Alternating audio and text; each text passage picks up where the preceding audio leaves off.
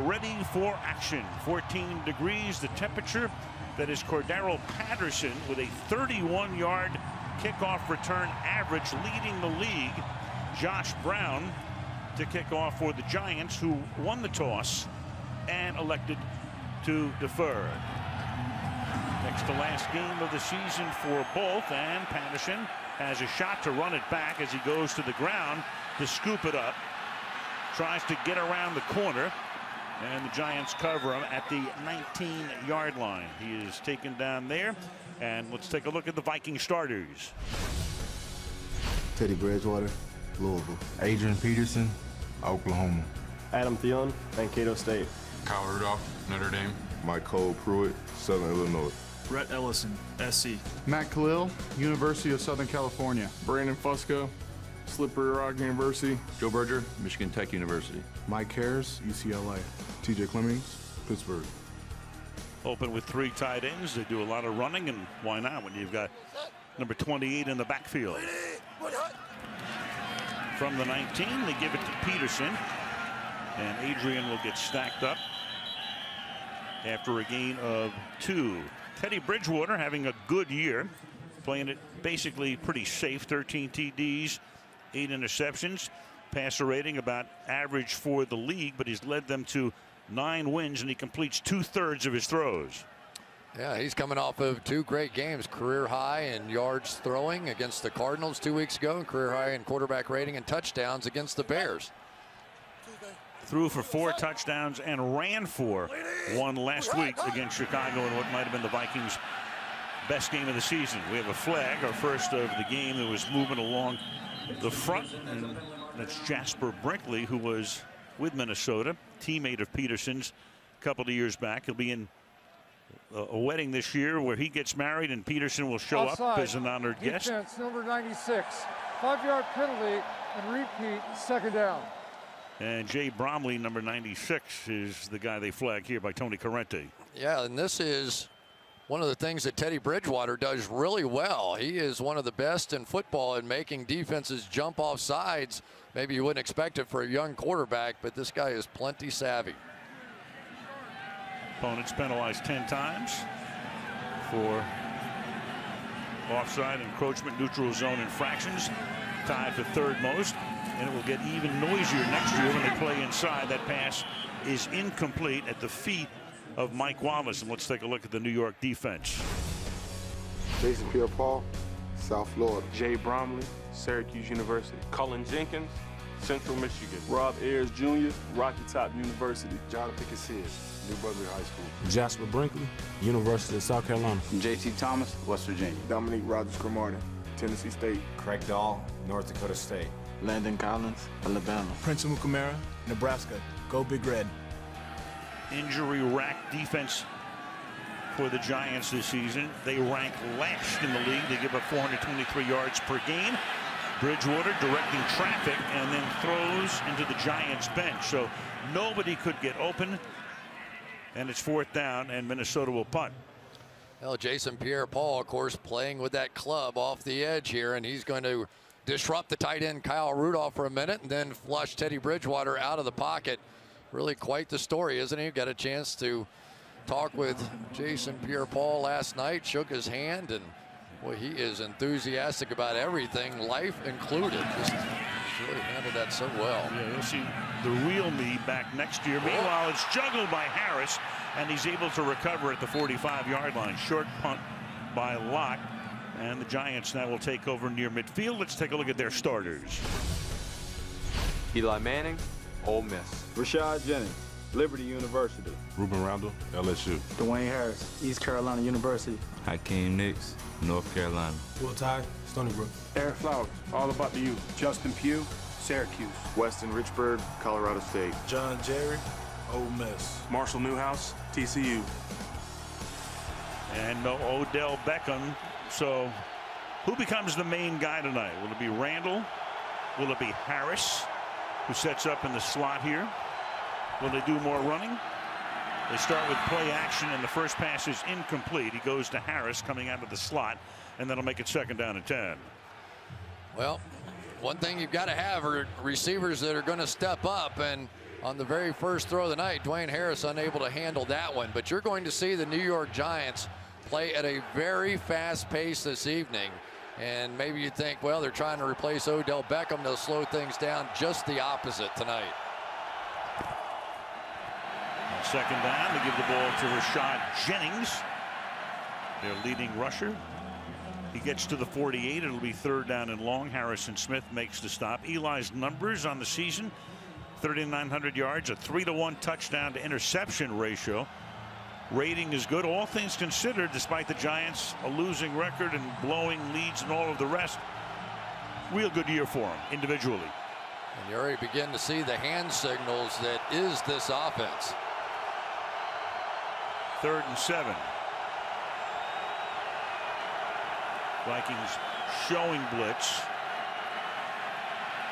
And they come off the corner. And then the pass is incomplete. They have been tipped. Everson Griffin got a hand on it. 4th down. Each team going 3 and out. One thing you do not expect to see is Everson Griffin dropping off the edge. And I think it surprised Eli Manning. He just, that's their best pass rusher. And he dropped right underneath that and then dropped the football. Griffin leads the team in sacks, backing into coverage that time. Marcus Sherrills with a 9.6 average. Brad Wing in his first year as the Giants punter. Came over from Pittsburgh at the start of the season. Sherrills will let it go, and can the Giants save it before it crosses the goal line? And they have. Landon Collins made the play, able to bat it back, keep it alive, and that will pin Bridgewater and the Vikings deep on their next possession after a 48-yard punt.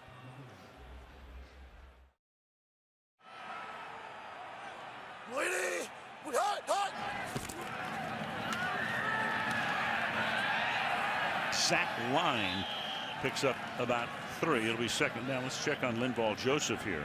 Yeah, and this is big because he has probably been their best football player this year. Keep an eye on that right foot right there as he begins to push off, and you can see just not wanting to put any weight on that whatsoever. Now it was his left foot coming in, so we got a shot of him over on the sideline. We'll see if he can return or not. He has had a sensational year. Came into the NFL with the Giants, spent 4 years there. Now Peterson goes to the outside, to the 11. So Michelle mentioned before the game he was trailing Doug Martin by 40 yards. He actually had the lead going into today's action. Martin gained 49 yards for Tampa Bay in their game at Chicago. So Adrian doesn't need much more to catch up, and nobody else is in the race to win that title. 30 years old. Last year the child abuse charges after the first week, sat out the rest of the season. Comes back this year, and he hasn't played particularly well over the last 3 weeks, but overall a good year. Just goes to show what a high standard we have for him, huh? Yeah. He's leading the league in rushing, and he's been okay. 3rd and 2. Now Jerick McKinnon comes into the game. They flank him out, a little spin around. Pass caught by Stephon Diggs, and he's been a real good find out to the 16-yard line. Diggs was drafted in the 5th round out of Maryland. They went out and got Mike Wallace. Everybody thought Wallace would be the big play guy, but it's turned out to be Diggs in his rookie season. He has been really special, especially when you think about the fact, Al, that this was the 21st receiver taken in the draft. There were high expectations for this wide receiver class, and yet it has been Diggs as one of the really star attractions. Only Amari Cooper has more yards this season than he does. 48 catches for him now. That leads the team, and Peterson takes the ball to the 18-yard line for a gain of almost 2. 2nd and 8. One of the really interesting things for me to watch is Adrian Peterson and how deep he lines up. Here's a guy that wants to be a good 7-8 yards off the line of scrimmage, because if somebody makes a mistake and it gets out of a gap for the New York Giants, his vision and ability to find that is one of the more frightening things in the league for defensive coordinators. You see it right there, lining up a good 8.5 yards behind the line of scrimmage. Play action. And to the outside goes the throw, and right on the money. Diggs makes the catch. Got good position that time on Amukamara, and it moves the sticks. Well, and here's what happens when you play against this team. The pass rush right here, you have to play Adrian Peterson. That has to be your first thought. And so now look at that, nothing of a pass rush, and Teddy Bridgewater, people have questioned his arm strength, but that was a rope out there. Hey, swoop this. Vikings with their second possession of the game. The first was a 3-and-out from the 28-yard line. Again, they fake it to him, and that draws the defense that way, and then Diggs makes another catch here, 3 plays in a row. For that Giant defense, we talked about the fact they were last in the league in yardage allowed. Steve Spagnuolo is the defensive coordinator. Sack rate, third down conversions, pass yards, total yards, in all of those categories, last in the NFL. You know, 32nd in yards, and yet because their one strength has been in that red zone where they rank 9th, only 23rd in scoring. So at least it's a little bit better. 2nd and 8. Again, play action. And that pass is incomplete. Bridgewater backing up.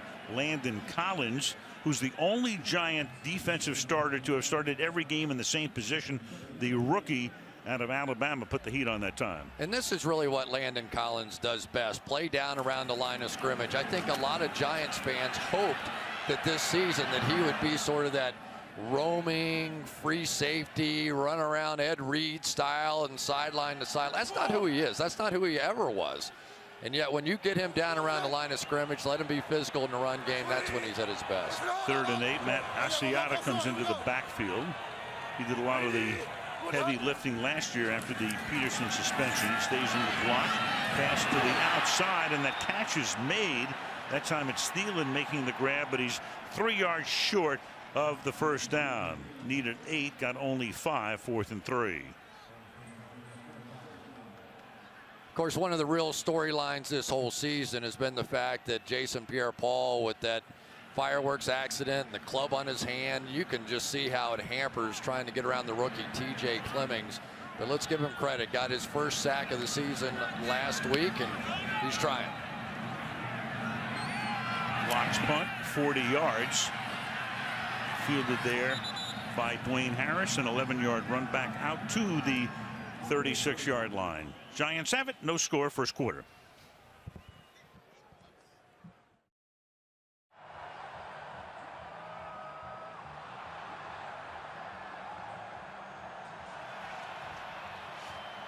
Well, it's cooling off. It's now 13 degrees in Minneapolis. Eli Manning, since Beckham joined him as a rookie last year, there are the numbers: 25 touchdowns, 5 interceptions when he throws to him.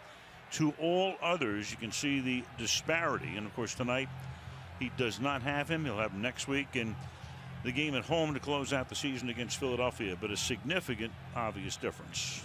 And this is how the New York Giants call plays. They say, all right, what do we like, and how do we get Odell Beckham there? And they shift formations, they do motions, they do whatever they can to get him in position for their best plays. And tonight, somebody else has to do it. From the 37, little toss back to Jennings, who finds a crease, and he has a first down, tackled at the 47-yard line by Andrew Sendejo. Went in behind a Will Tye block for a gain of 16. Yeah, nice job there. Nice down block and pull around, and everybody here gets involved. This is just perfectly executed right here. You can't ask for one better than that. And really, they've been running the football pretty well lately. And Rashad Jennings has been hot. Jennings averaging exactly 4 yards per carry coming in. Leads the team by a mile in rushing, and Eli gets jostled but gets it away, and then it's tipped and it's intercepted. The Vikings have it. Sendejo back to the 45-yard line. So a tip pass. Dwayne Harris was the intended receiver, and the Vikings get the takeaway. I'm not so sure that Eli didn't think that they had an offsides on that play. Here we go, little one-on-one, and you've got nice play by Xavier Rhodes going up and then just tipping it to Sendejo. And this was close as to whether he was offside. You see a little movement there by Sharif Floyd, and I'm not so sure that Eli didn't think he had a free play on that one.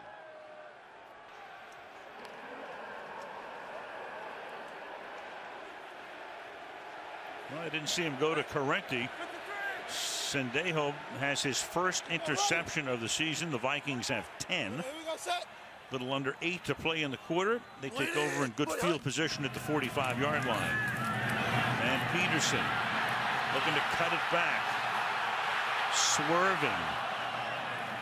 A tackle to the 50-yard line by Landon Collins. A hard-earned 5 yards. It'll be 2nd and 5. Well, I think after that run, we can say that ankle issue that he had last week is okay, because he made about 12 cuts in the course of that 6-second play. Here he is up in the middle of this thing and then just going to turn dead to the right, look like a skier going back up the hill there. It was the left ankle, hurt it in the game last week against Chicago, but did come back at the end of the 3rd quarter. Hurt it in the 2nd. Bridgewater rolling away, and then it's dropped. He had Peterson right there. Adrian maybe starting to look upfield before he looked it into his hands, and it's 3rd down and 5. Well, it's difficult.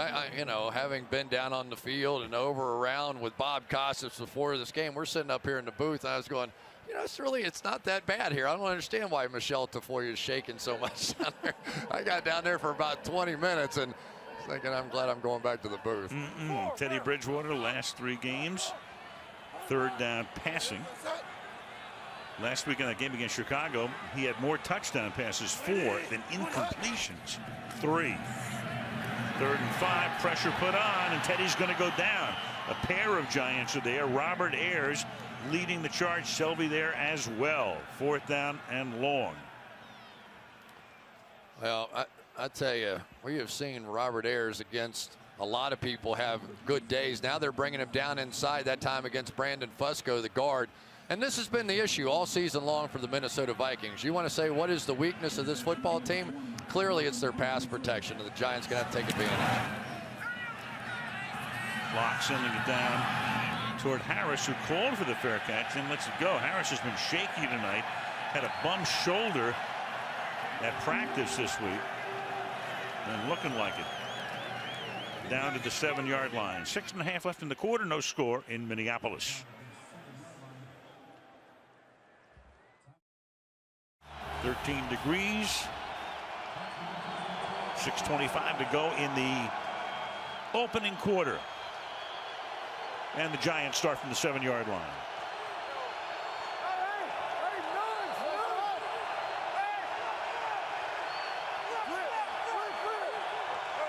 Jennings lining up in the end zone. And Jennings comes out to the 10. So Jennings, like Peterson, Chris, lining up deep. You know, and it's funny, DeMarco Murray's probably sitting there going, that's what I'd like to do. Yeah, you know, and he even pointed that out as well. And I guess Rashad Jennings got a little bit of the hand signal here. You're seeing, you know, wasn't it a funny story out to hear Eli and those guys talk about that they actually communicate better at the line of scrimmage than they do in the huddle. A lot of times these new guys that they have at receiver understand the hand signals better than they do the calls in the huddle. 2nd and 7. Keep it on the ground. Good tough running there by Rashad Jennings to the 20-yard line. 7th year in the league. Started with Oakland, came over last year, played his college ball at Liberty. Yeah, one of the pleasant surprises here has been the center, Weston Richburg, this season. Working against Linville Joseph here. Just got that position. We'll have to keep an eye on Joseph to see if he is back to full form, because when he's right, he has been a truly dominant player in the league this year.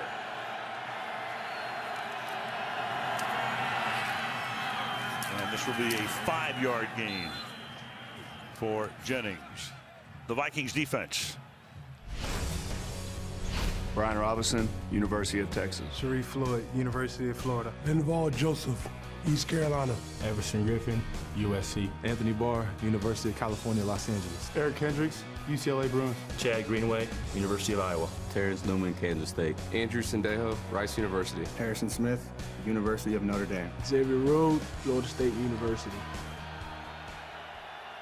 Smith, one of their stars, missing the last couple of games, as Manning backpedals to get away from a sack, and it's incomplete. Captain Munnerlyn came in from the corner that time, putting the pressure on 3rd and 5. Well, let's take a look down the field. What Eli could not find anybody open without Odell Beckham. There's Miles White on the outside. Terrence Newman against Ruben Randall. Nothing that he liked there. And then Ben Edwards right there. Couldn't find anything, and Eli on the move is exactly what the Vikings are hoping for tonight. Eli still looking for his first completion. 0 for 4, 1 pick. Shane Vereen comes into the backfield. Meanwhile, the play clock's at 2. And Manning trying to get a timeout. Delay game, offense. And didn't. 5-yard penalty. It will remain 3rd down. Yeah, I think that look really messed up Eli Manning. And one of the nice things, look at all these guys. I don't think, and then the safety kind of crept down here a little bit too. And Eli said, whoa, hold on a minute. Let me figure this out here. And the nice thing about the hurry up offense is usually you have time, even if you see something you don't like, to make a change and get it done. But Eli ran out of time that time.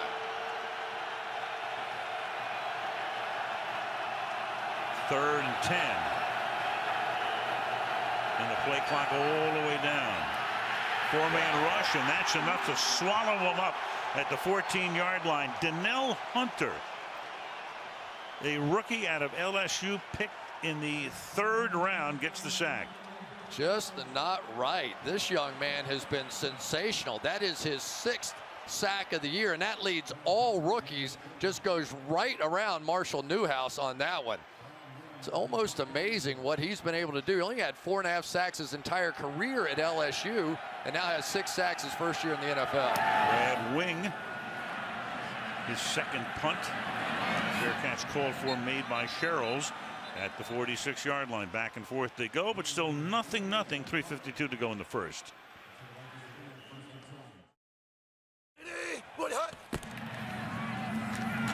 And Peterson across the 50 to the 49-yard line. Very odd motion by Bridgewater. Very non-traditional. Watch the tracer here. Look how low that. It's like a highlighter across his name. I've never seen that as long as we've been doing it. And he acknowledges it. He says, hey, I know it's not traditional. It's not anything. He said, I work on it sometimes. But then when you go back and get in the game, you just do what you know. And 0.37 seconds on the release time. Not too bad, though. Very compact little throwing motion. Bit odd, but it works. 2nd and 5. Bridgewater chased down from behind. Gets it away. Throws complete to the 32-yard line. So Jarius Wright kept on working. Got inside Amukamara and makes the catch along the sideline for a 1st down. Yeah, Jason Pierre-Paul giving chase to him at the end of this play, and it looked like Bridgewater was just going to throw this thing away, and then all of a sudden he looked up, and there's Jarius Wright, and thank you very much. Fran Tarkenton would be proud. Very often, if Teddy Bridgewater scrambles, it is to his right, and they are going to work hard to try and protect that right side. So if he wants to scramble that way, he can. AP. And he'll get thrust out of bounds after a gain of 7 yards. They'll make it 2nd down and 3. You know, Al, it's really interesting for me that Adrian Peterson this year, his most significant gains have come to the right side outside the right tackle. And yet tonight we have seen him almost predominantly going to the left over behind Matt Khalil. Yep. And he's picked up 26 yards. Came in trailing Martin by 40, so now 14 behind for the league lead in rushing on 6 carries. 2nd and 3.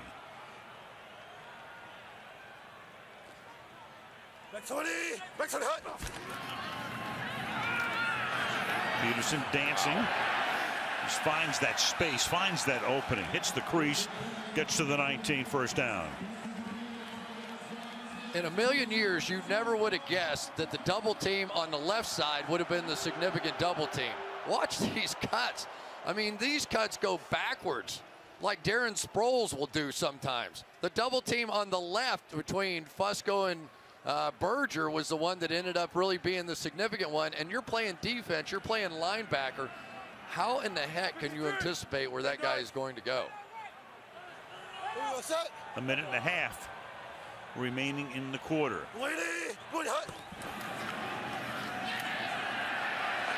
Tight roll. That's Diggs making the catch. That's a short gain there. Amukamara making the tackle. Diggs has now caught 4, but for only 19 yards total. But this is the new Vikings offense, and it's been working well. You know, they really have been talking a lot about the idea that they want to get rid of that ball much quicker, and they have. Injury timeout for J.T. Thomas. A minute left in the quarter. 2nd down and 7. Thomas went off under his own power from the 16. Here's Peterson, and this time he cannot get untracked. He gets taken down at the line of scrimmage. Jay Bromley is right there, and that will make it 3rd down. And probably, let's call it 8. Now, don't you think that Adrian Peterson just looks like a different back when he's running out of the shotgun? He does. And you know, he talked about that a little bit, how difficult it is and how much more patient you have to be running out of that shotgun. And he said, that's just not in my DNA. I'm used to just going downhill as hard as I can, making one cut and trying to run over or around somebody. 3rd down and 5, giving forward progress to the 14-yard line. Pressure put on, throw to the end zone, and batted away at the last second. Intended for Mike Wallace, and that's Trevin Wade playing as the nickel back tonight for New York, who swats it away and sets up a field goal attempt. Really nice job by Trevin Wade right here. This is a very difficult route to cover. Gets his head around, knocks that football down. He took over the nickel position for Tremaine McBride about 5 games in and has really just owned that position since with plays like that. Nicely done. Blair Walsh to try to tack on the first points of the game. The Vikings have great special teams. Walsh, one of the best kickers in the league, bangs that one through easily. And in the waning seconds of the opening quarter, Minnesota leads the Giants 3-0 on Sunday Night Football.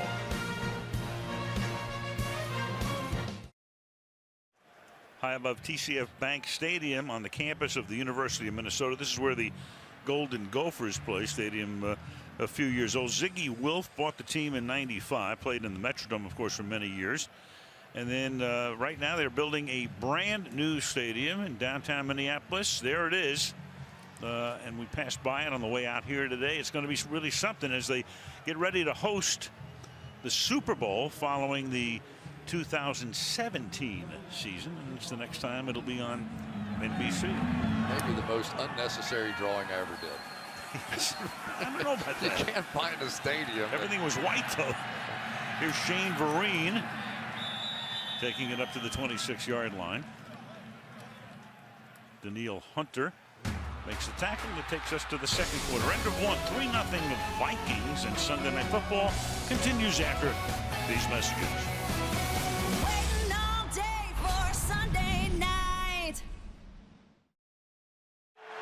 On Sunday Night Football from the 26-yard line, Andre Williams is the back here on 1st down. They fake it to him, and Manning is going to get taken down again, this time by Brian Robinson. Doesn't get a lot of pub, but this guy just has been doing it for 9 years out of the University of Texas, 4th-round pick in '07. Eli, take a look at this. No completions in 4 attempts through week 15. You've got Beckham with 91, and the guys who are active tonight, every one of them with a total of just 97.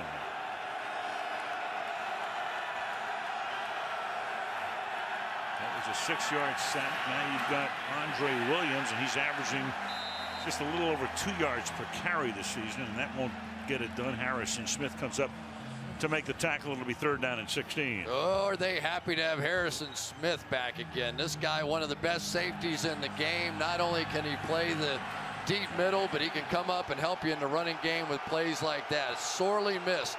Been out a couple of games with a bad knee, hamstring, combination thereof. Shane Vereen in the backfield now. And Eli has to get away from him. Covers it up at the 7-yard line. So the Giants with a terrible series, and it's 4th down.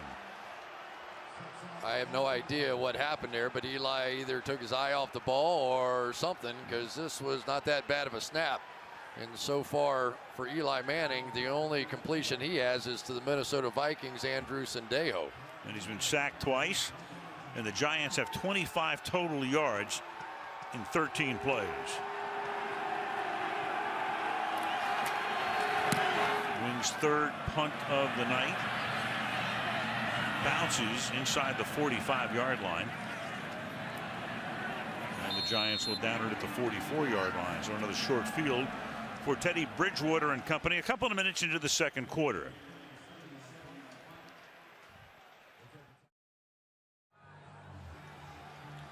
He's been one of the great players in the game, Jason Pierre-Paul. We remember back to the glory days, 2011. He destroyed the Cowboys this night. We were there, and that safety on that play. But now you see him playing after the fireworks accident with the club on that right hand. They're moved him from one side to the other so he can use that left arm to sort of grab and pull by on the offensive lineman.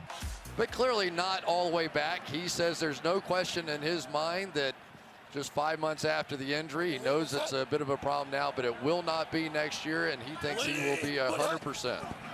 Well, you mentioned before a great attitude about things as Peterson takes it to the 42, doesn't hide it. The hand is mangled, comes in. He's going to need a couple of more surgeries for the scar tissue and all of that. Can't do certain things, as you mentioned. I asked him last night, what about writing? He said, that's no problem. Writes right-handed.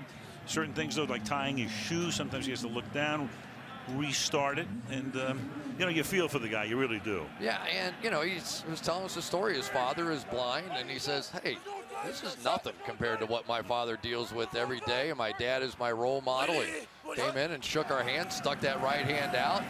Yep. Bridgewater, meanwhile, with a lot of time here, throws deep downfield, and that's incomplete. And of course, he cost himself a lot of money. A lot of people thought, oh, how foolish. There's Jerry Reese, the general manager, in the middle, fooling around with fireworks and all the rest. Yeah, we get that. We understand that. But, I mean, it did happen. And he cost himself a ton of money because he could have signed for twice as much. And Reese and the Giants will now have to decide what to do with him going forward. But we have already seen that Jason Pierre-Paul still is a disruptor. You know, he can't quite do everything yet, but next year he's going to be back to playing with a glove on that hand. They're already designing that. And he thinks there's not going to be an issue. And if you gamble and you're wrong, either way, there's still some risk involved. Bridgewater hangs in there, and on 3rd and 8, hits Jarius Wright for the second time tonight. And Wright takes the ball to the 24 for a Minnesota first down. And here comes Jason Pierre-Paul over here working against Rhett Ellison. And nice job that time by Ellison holding up. It was Robert Ayers delivered the pressure from the other way. But I tell you, one thing I really admire about Teddy Bridgewater is he hangs in there. I see him make a lot of throws where he's getting hit right in the chest just as he delivers. You do not see him flinching away from throws. 6'2", weighs about 210. That's McKinnon in motion. Give it to him on the sweep. Flag is thrown, and McKinnon will go to the end zone. But as we mentioned, there's a penalty marker back at the line of scrimmage. It's a at dead the 26. play. It's a dead play, Al. The official was waving it off before the snap even happened. Tony there was correcting. no play. False start. Offense, number 75. 5-yard penalty.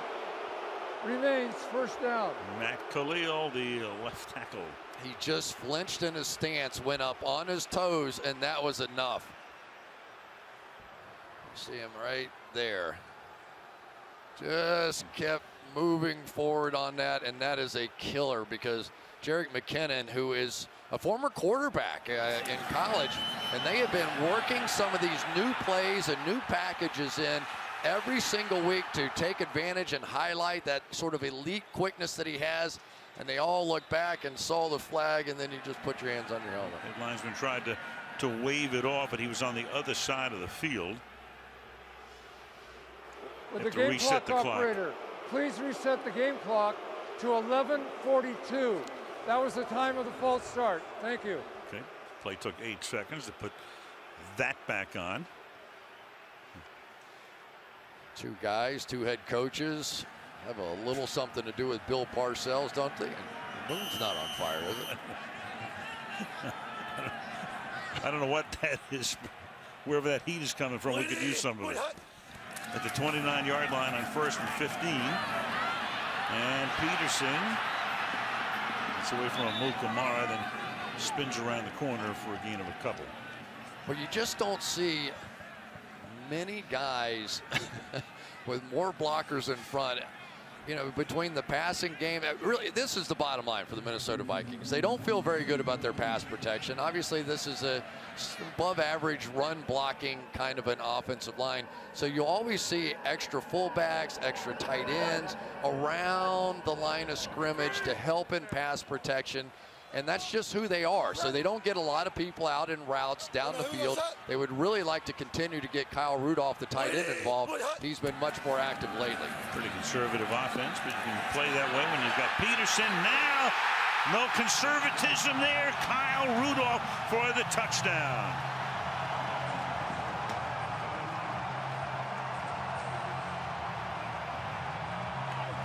That was a 2nd and 14, good for 28 yards.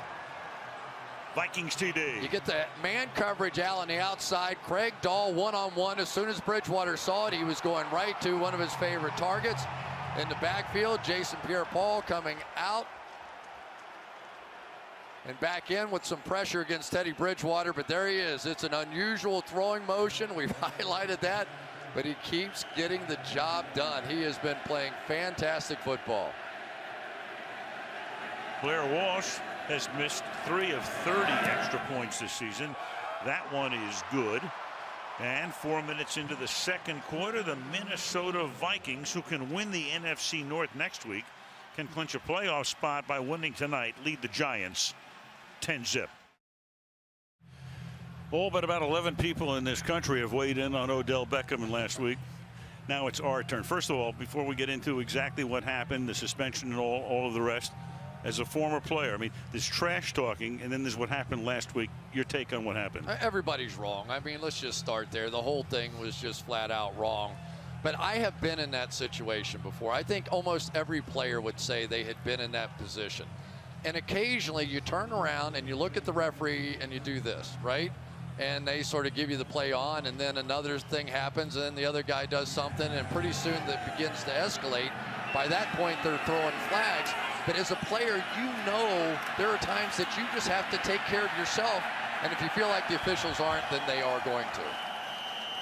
That's Vereen taking it to the 20. So Beckham apologized last week. A lot of kids look up to me as a role model, accepts responsibility. Parents have asked what they should say to their kids. Don't have the perfect answer, he said. But how I handle myself the other day, an example of what you don't do, poor sportsmanship. So he basically said all of the right things. That's fine. And now the question is, you know, going forward, what are we going to see? But the one other thing, and you and I both talked about this during the week, a couple of coaches in other sports said to me, Tom Coughlin, of all the guys to allow that to happen, how did that happen? And we spent some time talking to Tom about it last night. And I mean, you understand what happened when you go back and review as Manning throws and Randall makes the catch. He's coaching the game. So if you're watching the game on television and it's being replayed over and over and over, he's seeing it differently. A couple of plays he said are totally across the field. He knew something was going on, wasn't quite sure. And in fact, Pat Hanlon, who heads the Giants PR department for years, had to put together a tape for Tom the next day, because Tom said, I don't understand why everybody is crazy about this, to make Tom see what everybody around the country who was watching the game saw on television. It's a different thing than you see from the sideline. Yeah, but there were, 3 personal foul Correct. penalties, so you know that he's at least on high alert as to what's going on. And I think even Tom Coughlin would say, if I had it to do over again, I said something in passing. Did I go over and sit next to him on the bench and chew him out for all the world to see on television? I did not. Did I talk to him? I did. I'm not sure he fully understood it. But regardless, Tom Coughlin should have had a better handle of it. Right. And so should the referees. No question. Terry McAuley's one of the better refs in the league. And this is not to exonerate anybody. It's just to explain, you know, what people wanted to know. What happened? How can Coughlin let that go to that extent as Manning throws? Anyway, we're just wrapping it up with the flag on the play. Well, the one thing you got reams of newspaper copy, you got tons of airtime, and a lot of folks turned it into a referendum for societal issues. Yeah. Whatever. You know, but the one thing I will say about Odell Beckham, we'll get the call.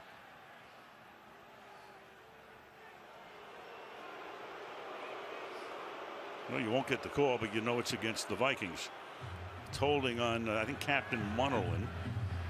Odell has to understand he's a superstar player. Everybody is going to try and do something to get under his skin. And all he did with his actions in that game last week was prove that you could get under his skin. So he's going to get more of it now, not less of it. And that's a problem for him. So for what now on, to some extent, is he going to have to take it? He's going to have to take it. Now, he doesn't have to happen what happened in pregame. Doesn't have to take that. Somebody walking out, and I think that's what really made Tom Coughlin mad. The baseball bat and the intimidation and yelling things at him with the baseball bat slung over your shoulder, some of that stuff. And Tom Coughlin very much wants to be a part of the solution and the discussion about that after this season. So in contemporary phraseology, it's a teachable moment, right? Yeah. All for his sake. 2nd and 9, double fake. His second completion goes to Jennings, and Jennings is off to the races. Jennings is inside the 30 and taken down at about the 13. Beautifully designed play. Giants' longest play of the night by far. Taken down finally by Xavier Rhodes. It's going to go 3 different directions and then come out with the screen. One of the nice things about faking all those reverses is that it gives that screen and the offensive lineman time to slowly work their way out so it doesn't tip the screen. That one just executed perfectly. Gain of 50 yards. Manning now throws, and it is dropped at the 8-yard line, incomplete. Ruben Randall couldn't hang on. 2nd down and 10. Giants in the red zone have had issues this season. Relatively potent offense all season long. However, they get inside the 20 and they bog down. However, in the last couple of games, 6 for 8 in there. Giants caught a break that wasn't a fumble. Vereen next to Manning on 2nd and 10. And Vereen can't handle that one. Another incomplete pass, pressure put on Manning that time from his left side. It'll be 3rd down and 10. Yeah, and they know who the #1 target is. When Shane Vereen's in the game, they are going to bracket cover him. They had Terrence Newman, they had Harrison Smith on either side of him. He now probably, as you watch enough tape on this Giants offense, would be my #1 guy I felt like I had to stop Shane Vereen out of the backfield.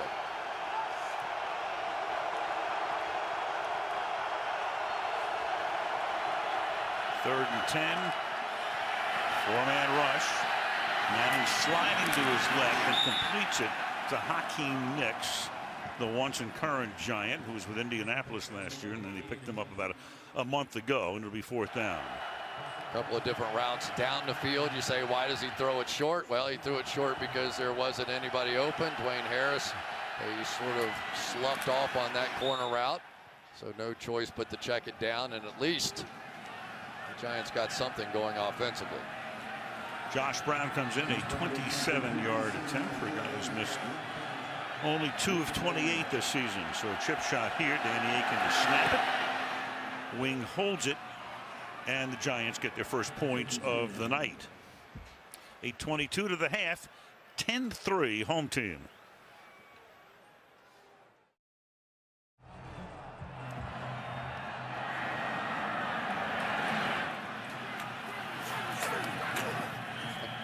And the kickoff is brought back to the 37. That's Daniil Hunter. Well, according to Pro Football Focus, they go back to 2007, and they will tell us that Adrian Peterson over the years has liked a lot of different spots, but now the last 3 years that he has been playing football, everything has been off over here to the right side. His biggest plays have been in that direction. And yet tonight we have seen quite a few of his runs going left. So maybe the Giants overloading a bit to that side and trying to take advantage going back the other way is Norv Turner, the offensive coordinator. Well, Norv probably looked at those numbers and said, we'll try to trick him a little bit here. You never know. From the 37-yard line. Pass to the outside. It's almost a backward pass as Mike Wallace fields. Takes it to the 40, and we go to Michelle. Well, one of the guys the Giants were hoping could help stop Adrian Peterson was J.T. Thomas, the linebacker. He went back to the locker room. He's questionable right now with a right ankle injury. He kind of dinged it up early in the game. and came off, had it retaped, didn't feel good, so now he's back in the locker room. They came in, Al, to this game with just 5 linebackers, so something to watch. And Michelle, another guy may be joining him in that locker room is Craig Dahl, who is now down on the field, the safety. Brandon Merriweather, who was with the Giants for a good part of the season and got cut, was brought back this week as they try to paste and match parts, not only in that secondary, but across that whole Giant defense this season has been pretty much of a mess. A lot of holes, and especially at linebacker. Boy, you're pretty hard pressed to go back and say, all right, who was the last great linebacker that had more than 10 career sacks? And I think it was back to 1993, something like that. There's Dahl coming in with the contact, but boy, has he been a big help for this defense. Of course, a lot of history with Steve Spagnuolo over the years. Played with him with the Giants and the Rams and has settled things down and really helped Landon Collins on that back end. Bridgewater on 2nd and 7. That pass to the outside of Mike Wallace makes a nice catch up to the 48. When Mike Wallace came up with Pittsburgh, he was about as fast as anybody in the league. It looked like he'd be there for a long time, but they gave the money to Antonio Brown, sent Wallace on his way to Miami for a couple of years, and now he winds up here at the age of 29. Now, it's going to be interesting to see if they're willing to continue to pay him, because they are not really a deep threat offense, even though Norv Turner, that's really what he likes to do. This is much more of an intermediate passing game off the play action. Square peg round hole kind of deal. And getting to the midfield stripe is Peterson before Jonathan Casillas, taking the spot of the injured J.T. Thomas, makes the tackle. And they really have very different kinds of linebackers here. Jasper Brinkley is the bigger guy, and he sort of mans the middle of the field, that true sort of Mike linebacker, number 53. J.T. Thomas, Jonathan Casillas on the outside, much more of the runaround speed kind of guys, very good in coverage, but they don't have a lot of depth there whatsoever, and this is going to be tested tonight against a running game like this. And the Giants jump off. So a free play here for Adrian Peterson. Robert Ayers jumped offside. That will be the call in a moment. Giants already eliminated from playoff contention. That happened last night when Washington beat Philadelphia. Defense, number 91. 5-yard penalty will remain, 2nd down. So Washington wins the NFC East. It's on to the playoffs for Jay Gruden's team. Always like to watch those running backs in their eyes, don't you? I mean, I remember Marshall Faulk talking about that he would always sort of look away from where he was actually going, wanting them to direct that first step of those linebackers maybe the wrong direction. And those guys, there's so many subplots within a football game between two men doing battle out there in the middle of that field. Goes Peterson, but Peterson gets taken down. Nice tackle in the backfield there. Mark Herslick. As far as Minnesota's concerned, again, the playoff situation. Win tonight in the playoffs, lose tonight, and beat Green Bay next week. They get to the playoffs as the NFC North champions, and they would host a wild card game. Yeah, and it's really just a matter of who gets hot at the right time. And you really have to give Mike Zimmer credit. Not only is he winning while developing a young quarterback, you almost forget that Teddy Bridgewater's just in his 2nd year here, but they've got issues on that offensive line as well, and somehow they just sort of keep maneuvering their way around things and winning football games. 3rd and 3. Bridgewater throws, and that's incomplete. Errant pass intended for Asiata. No, you know, with Mike Zimmer, he finally got a shot. He has been a coach since 1979. Coached in college, then came to the NFL after 14 years in college ball. A lot of years under Bill Parcells. Spent 13 years on the Dallas staff, 1 year in Atlanta, and then 6 in Cincinnati. And Harris will let it go. It's a short kick. Harris gets pushed away by Thielen, and it's down at the 11-yard line. 5:16 to the half in Minnesota. 10-3 Vikings.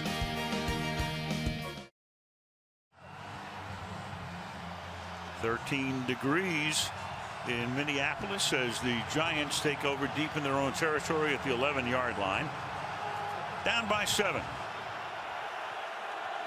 Rashad Jennings is the running back. And this is Jennings busting free for a gain of 9. Well, when Eli Manning got sacked tonight for the first time, that was the 302nd time. So 303 now. He's been sacked once more since. Peyton Manning 302.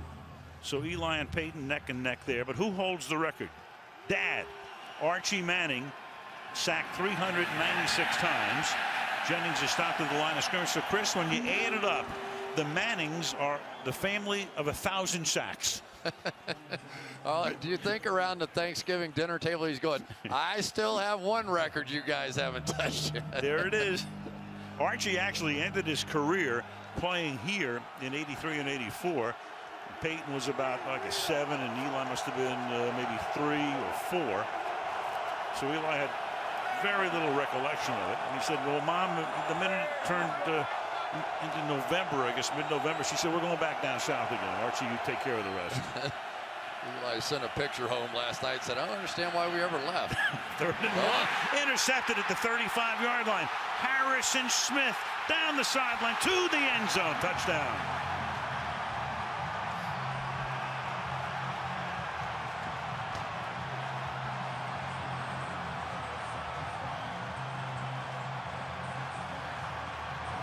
Harrison Smith has missed the last 2 games, 3 of the last 4.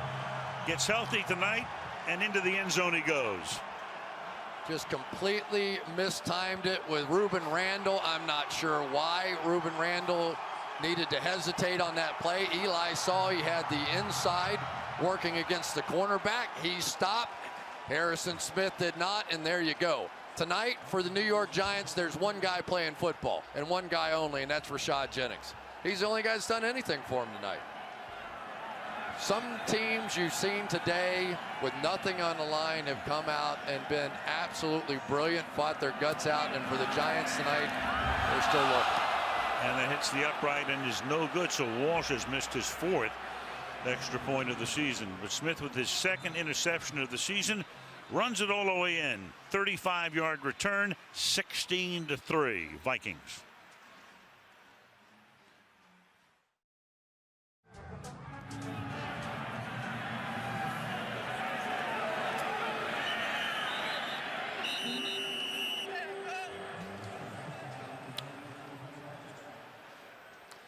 Well, some of the guys that have been on the injury report, there's Anthony Barr, and he made the huge stop here on 3rd down.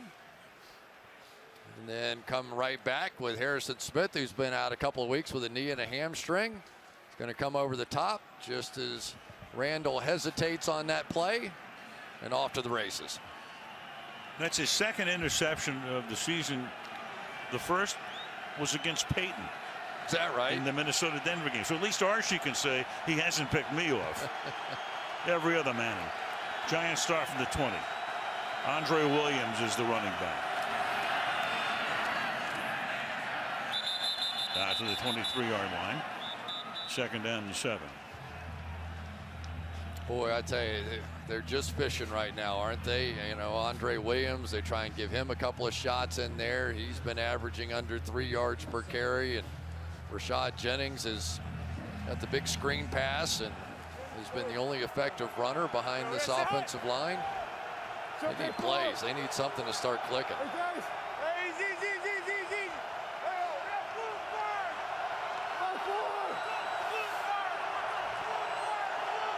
Williams comes up to check. Hand it to him.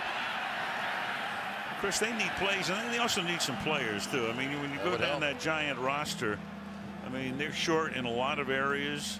Be a very interesting offseason.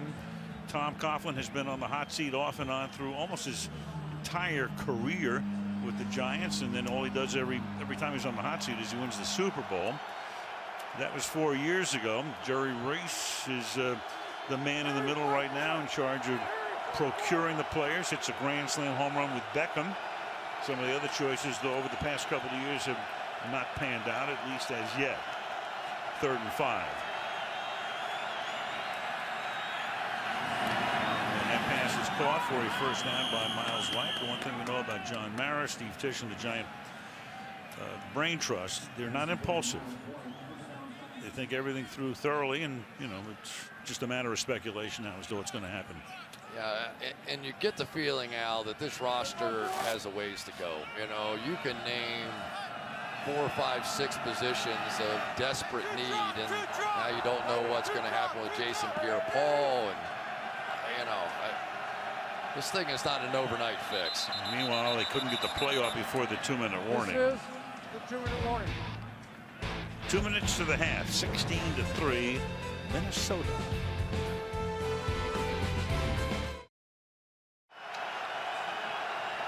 From the 34, Giants have all of their timeouts, and there's movement up front. Flag is thrown, play is blown dead. It was Marshall Newhouse, the right tackle. False start, offense, number 73. 5-yard penalty, remains first down. 1st and 15, also at halftime. The old Golden Gopher. Oh, yeah. Tony Dungy. Little option quarterback, looks like, right, Tony? There he is. Offense, defense, you name it. I'll bet you never pitched it once. No, I did. I pitched it a few times.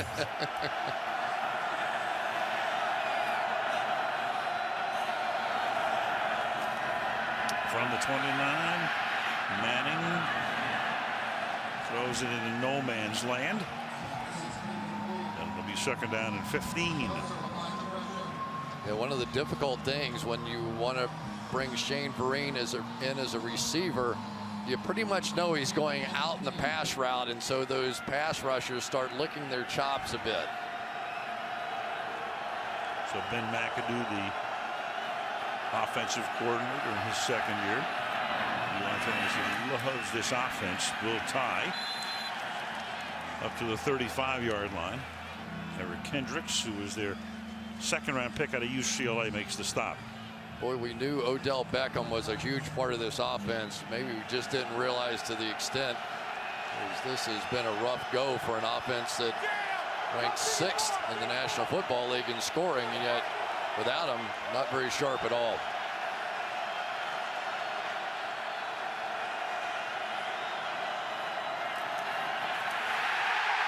Third sack of Manning. Flag thrown at the end of it. Tom Johnson comes flying through, and Tony Correnti will give us this call.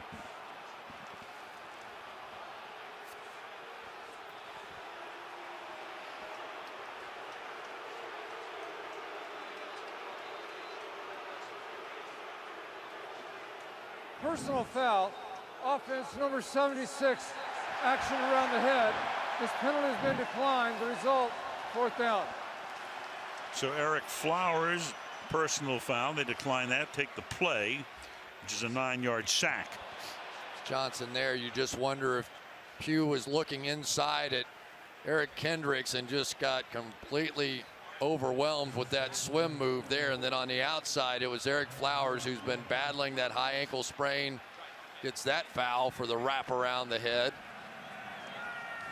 You knew it was going to be a bit of a struggle for this offensive line to try and block these Vikings pass rushers. Yeah. Eli is 5 out of 13, and he's been sacked 3 times. And Wing with a very short punt that goes out of bounds at about the 44-yard line. 66 seconds remaining in the half. Thought your fantasy season was over? It's not. Play for free. You could win a trip to Super Bowl 51 in January of 2017. Join today at NFL.com/playoff challenge.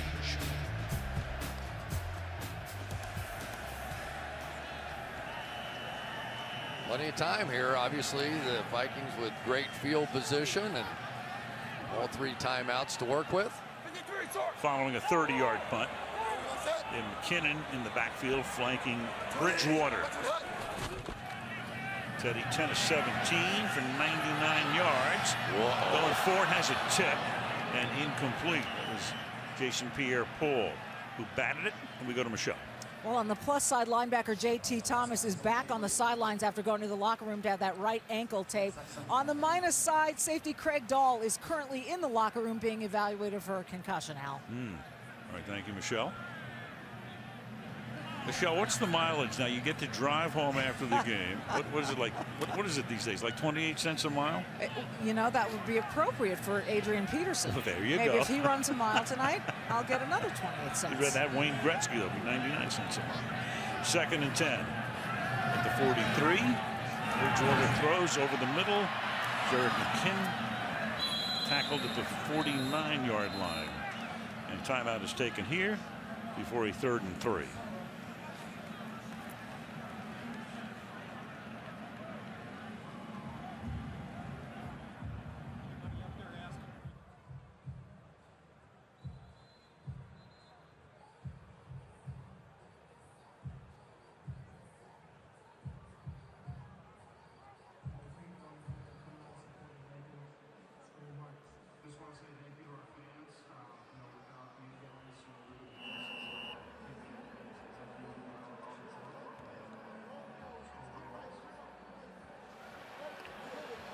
(16-3), the Vikings leading the Giants with the ball with 52 seconds, 3rd down and 3 at the 50-yard line.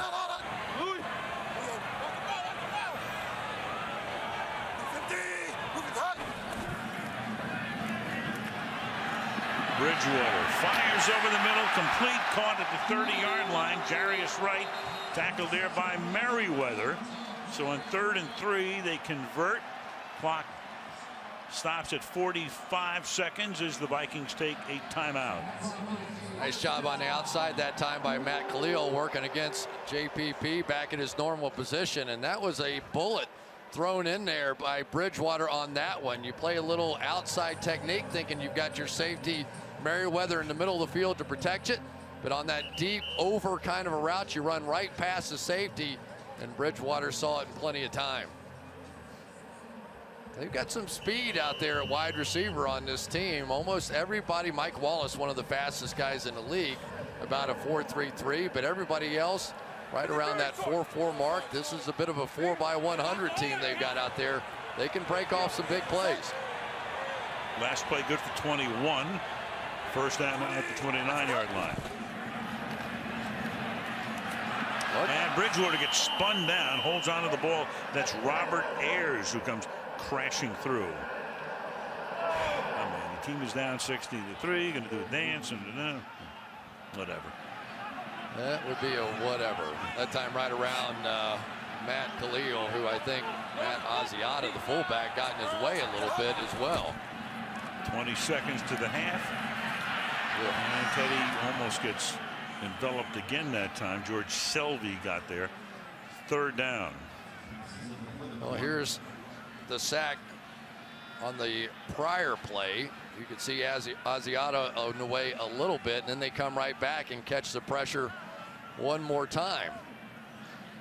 There it is. You can see it a little bit better, but that's really the weakness of this football team. If you can get this Minnesota Vikings team in must-pass situations, then you've got a chance to get there against this offensive line. The problem is with Adrian Peterson running football, it's hard to get him out of 3rd and 3 at the end of drives. You know, that sack might have knocked them out of field goal range. Right now, if they don't get a yard here, you're looking at about a 55-yarder. And they'll try to pick up at least a couple of more, and they get about 3 to make it about a 52-yarder that would come up here.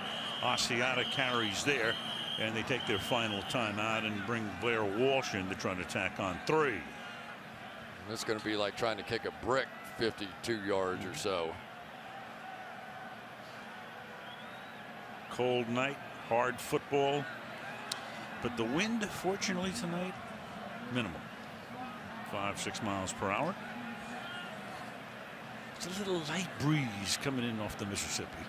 Remember that Blair Walsh, the run to open his career, 12 for 12 on plus 50-yard field goals. It looked like he was never going to miss anything, and then he sort of leveled off after that. But obviously plenty of leg strength to make this one happen. Actually, before, he's already missed 4 extra points this season. 52-yard field goal here. And Walsh bangs it through. Maybe the extra points are just too close. Can we back them up? It's like you with a driver in your hand. Yeah, right. Pretty good hold right there as well by Jeff Locke, the punter. A little bit behind, and those guys do not put that kicking leg in the ground after a kick, do they? That is their money. Just exactly what the doctor ordered this first half for Mike Zimmer. They have made plays on offense, defense, and special teams, and they feel very comfortable in this kind of weather. Although Adrian Peterson said, I hate it. He said he literally during the offseason, during summer months, tried to retrain his brain to make him believe that he loved this kind of weather. Just couldn't quite make it happen. You can figure that out. Let me know. It's become a staple, a shot that we've seen for years and years. I guess Otis Sistrunk, the first guy we ever saw with steam coming out of his bald head on that Monday night game a million years ago. I'll tell you, Robert Ayers has had a good year for this football team, though. 7.5 sacks now. He's had 5.5 in the last 4 games. He has been exactly what they needed with Jason Pierre-Paul recovering. From the 7-yard line. And Vereen, as the clock runs out, takes us to halftime. Minnesota will get the ball, or rather the Giants rather, in the second half.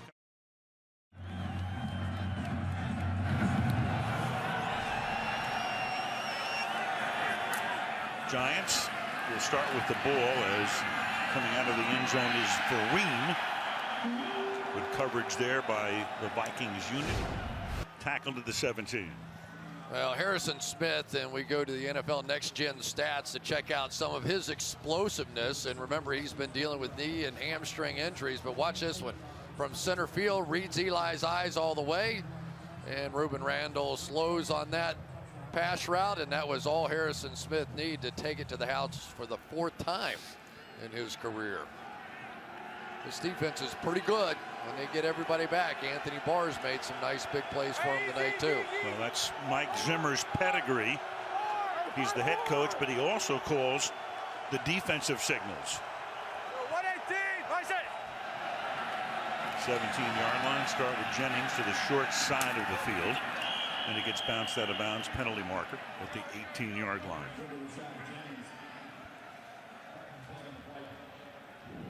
Holding offense number 76. This penalty be assessed half the distance to the goal. Remains first down. Eric Flowers, the #1 pick out of Miami, and we go to the field in Michelle. Well, Tom Coughlin told me at halftime that his team's lackluster performance is not about a lack of inspiration. He said our offense has put our defense in a tough spot all night long. He's hoping Eli can come out early in this second half and complete some passes and give them some confidence. Meanwhile, safety Craig Dahl is out with a concussion that he suffered in the first half, Al. All right, thank you, Michelle. Clearly the Giants unable to do anything offensively. Had that 150-yard pass to Jennings. They give it to him now on a draw, and he gets it out to the 15-yard line. Munnerlyn makes the tackle. Gain of 6. It'll be 2nd and 12. Yeah, and in fairness, Eric Flowers been dealing with an ankle injury, their left tackle all year. You've got John Jerry in there for Jeff Schwartz because of an injury. Will Beatty has been inactive basically the entire season, so this is at best a reshuffled offensive line. We saw Flowers on opening night against Dallas way back in September, hurt the ankle then, and has never really been 100%. Of course, that started that whole Giant downslide on opening night in Dallas when Manning threw the ball into the end zone, stopped the clock, gave Tony Romo and company enough time to go down the field and give Dallas a dramatic win. Yeah, I was a part of a team that happened to. We had double-digit leads 4 times and lost them all in 1987, and we won 10 games the year before and went to the Super Bowl the year after. It's just one of those years, and maybe you can just chalk it up as that for the Giants. Who knows? 3rd and 14, and Eli dumps it off underneath Shane Vereen, and he's able to get the ball out to the 23-yard line, but it is a 3 and out. Hunter makes the tackle. 4th down.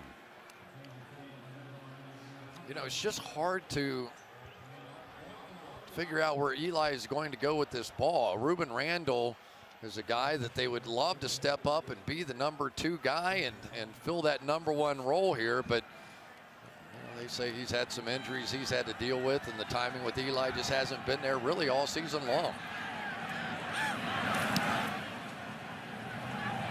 Wings kick. Caught at the 37-yard line. And surrounding Marcus Sherrill is about 5 Giants. And that's where Minnesota will take over when Bridgewater comes back to work.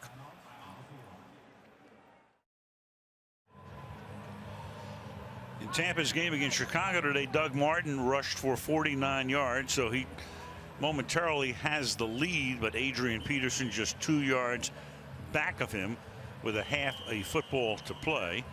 So it looks like Peterson will go past him tonight and would be on his way to a 3rd rushing title. From the 38-yard line on 1st down. Kyle Rudolph comes in motion to the slot. And here's Peterson around the corner. And that should be enough to move him out in front of Martin. At least for the moment. We go to Michelle. Well, I spoke with Mike Zimmer at halftime. He told his team in the locker room, we're 30 minutes away from where we want to be. But he also told me the offense could be playing better, specifically in the run blocking. He said they had a lot of 2-yard runs. He said we need a lot of 8-yard runs, Al. And Mike Zimmer, of course, in his 2nd year, will take his team to Green Bay next week, and 2 teams will battle it out for the NFC North title. Play is whistled dead here. Green Bay has already clinched the playoff spot. The Vikings haven't, but if they win this game, they will. And then next week they'll play for the title, which of course means that you do get a home game in the 1st round. Yeah, there comes up Jonathan Casillas, who's 2nd on this team in tackles to make that play. And you know, you talked to Norv Turner a little bit about playing the Giants, and he said, you know, they put together 2, 3, 4 good plays in a row, and then they give up a big play. So you just have to be patient. You have to understand this isn't going to be one of those 14-play drive kind of games. You just got to look for those big play shots down the field. Bridgewater retreating on 3rd and 3, and throws, hits Kyle Rudolph. Rudolph, who won the Pro Bowl MVP award a couple of years back, finally taken down by Landon Collins, but not after he picks up 27 first down. Once again, free safety in the middle of the field, so that if you can work across the face of the free safety, generally that corner will allow you inside. But a great job by Bridgewater buying just enough time to work it down the field to that Pro Bowl MVP. So his dad still drives the car around. There's Norv Turner, and well, he loves working that ball down the field. Run, run, run, take your shot. That's what Norv Turner's all about. Great plan last week. They look terrific. Here's Peterson. You know, you look at Peterson, he's 30 years old, Chris, so what does he have left?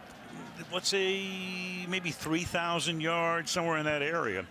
If he picks up another 3,000, it would move him. He would be in 4th place all time. I mean, he's not going to catch Emmitt Smith at 18,000 plus. Walter Payton, Barry Sanders 3rd, but he could pass Curtis Martin. 4th all time was 14,101.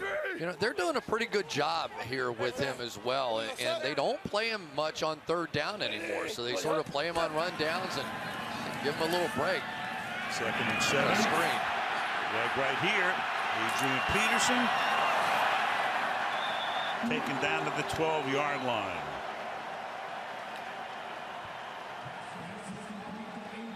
Anytime you end up in man coverage trying to cover a back out of the backfield, if you can't work your way through the blockers to get there, you're in trouble. That time, Brandon Fusco out in front, and once he got that guy in man coverage, that was it.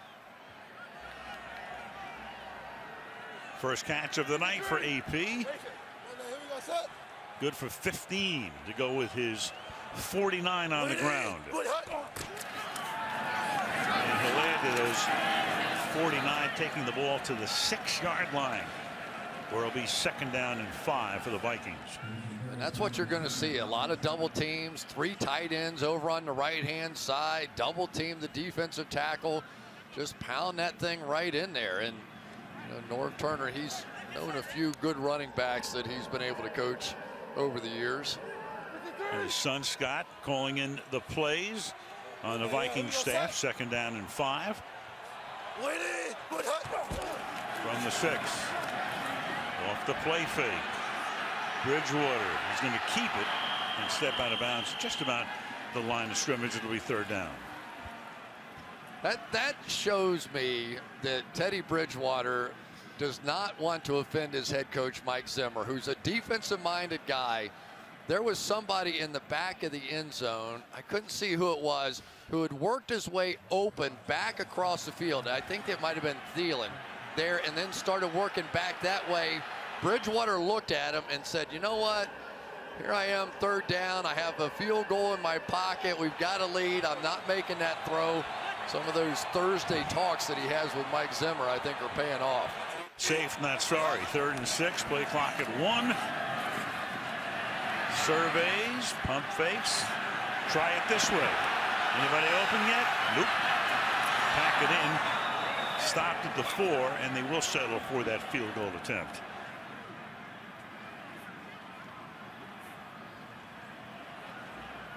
Nice job by the Giants all the way around down the field. Just nobody open for Bridgewater that he felt comfortable with. Just a zone defense out there. Here comes Diggs across the field. He was looking for it, but he was jumped on the play by Brinkley. Rudolph out in the flat, nowhere to work thanks to Trevin Wade. Settle for the field goal. That's not a bad idea, though, in this situation. Blair Walsh. He'll put that one through, and we're about halfway through the 3rd quarter. Minnesota handily 22-3 over the Giants.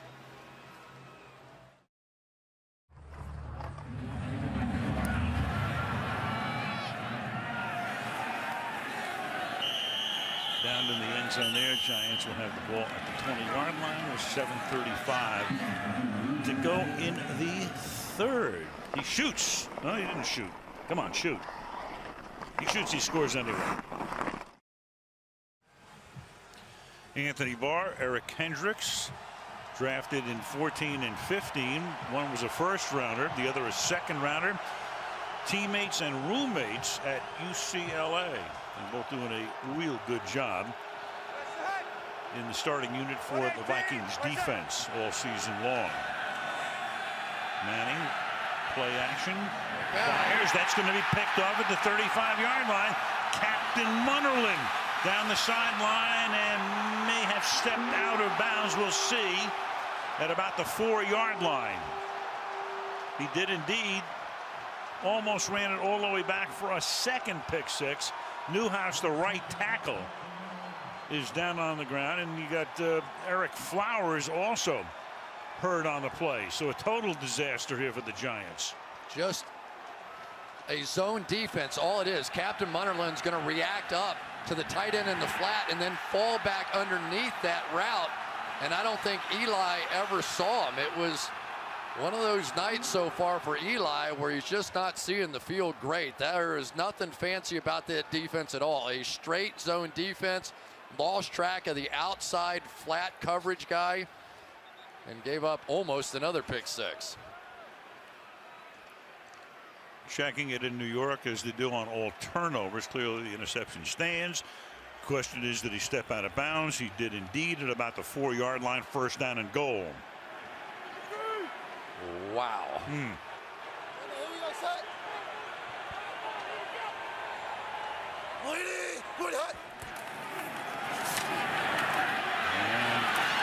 Peterson gets about half the distance before Amukamara makes the tackle. Well, you'll see him right out there. He's going to come out underneath the flat and run underneath as Captain Munnerlyn reacted up and then just fell back. So dangerous sometimes they get out of your field of vision as a quarterback. Just never saw Captain Munnerlyn, and boy has he done a nice job. Buster Screen has more snaps playing that nickel slot in the NFL than Captain Munnerlyn does. 2nd and goal. AP reaches out, gets in there for the touchdown. Jasper Brinkley made the pop. but Peterson is able to get the ball over the goal line for the score. Man, watch this collision coming right in here against Adrian Peterson. That's Jasper Brinkley, the downhill big popper of a running back, but Adrian Peterson able to extend the ball. Huge collision there by Brinkley, but Peterson reaches over for the touchdown. In scoring play, they review that in New York, waiting for confirmation. The interesting thing about that collision is that you're going to see Adrian Peterson at Jasper Brinkley's wedding. Former teammates. We'll talk about that one at the reception. Might have just gotten disinvited. Boy, that was a shot. New York says it's good.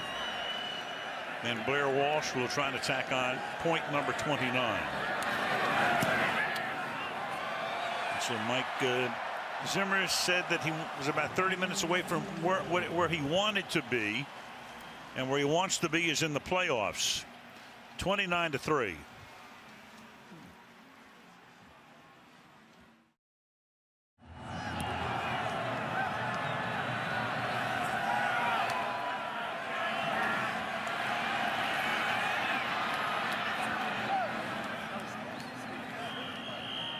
Shane Vereen takes it to the 30-yard line.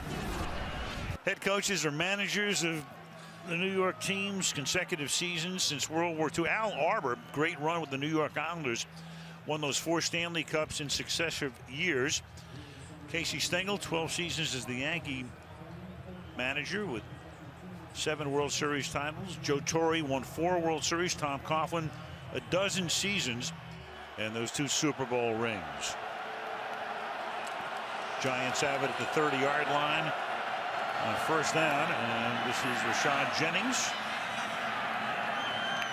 to the 32-yard line. So of course, we talked about it before. When you have a season like the Giants are having, when you don't make the playoffs for 4 years in a row, of course the speculation will be, is it time? Tom is 69. He's the oldest coach in the league. What will happen next year? You know, it's not just Tom Coughlin and Jerry Reese. It's the whole situation. Do you feel like it's been good enough to maintain? You know, we've seen so many organizations, and I think the Pittsburgh Steelers come to mind first and foremost for me, is that in the National Football League, you're going to have bad years. I mean, that's just, it's going to happen to you. Are you going to constantly make changes and then have to make adjustments to personnel? Are you going to switch from a 4-3 to a 3-4? Are they happy with what Ben McAdoo's done with his offense? Eli's played some of his best football. You're going to restart him at age 35? There's a lot that goes into it. Right. Those are some of the questions they have to answer. I think offensively, as Manning throws, and that's incomplete, and certainly not tonight, flag down on that play. But basically, over the past 2 years with the McAdoo offense, Manning's played well. He loves it, and frankly, the offense has not been use of the the hands, big issue this year. Face offense number 67. The penalty is declined. Result of the play is 4th down. It's Justin Pugh. If you only watched the Giants one time and it was tonight, you would say the offense is the problem. You know, it's almost unrecognizable out here, and you know, I always thought Odell Beckham was one of the great players in the league, but I never knew he had such an impact on this offense. I mean, they look just inept so far out here tonight. The Vikings doing a great job defensively, but I thought there would be a fall off. I did not think it would be this much, though. Giants look like a team that dropped out of playoff contention last night, which they did when Washington beat Philadelphia. Marcus Sherrills makes a fair catch at the 19. Well, there's Teddy Bridgewater, and he has been magical tonight in that pocket. No fear from this guy. I know he's got that little 3/4 arm, and people, you know, criticize this and that, but this is what I love about a quarterback. A guy under pressure. What are you going to do? Are you going to flinch? Are you going to check it down? Are you going to look for Kyle Rudolph down the field and throw that touchdown pass and maybe take a shot or two in the game? So be it. And that's exactly what Teddy Bridgewater's done here tonight.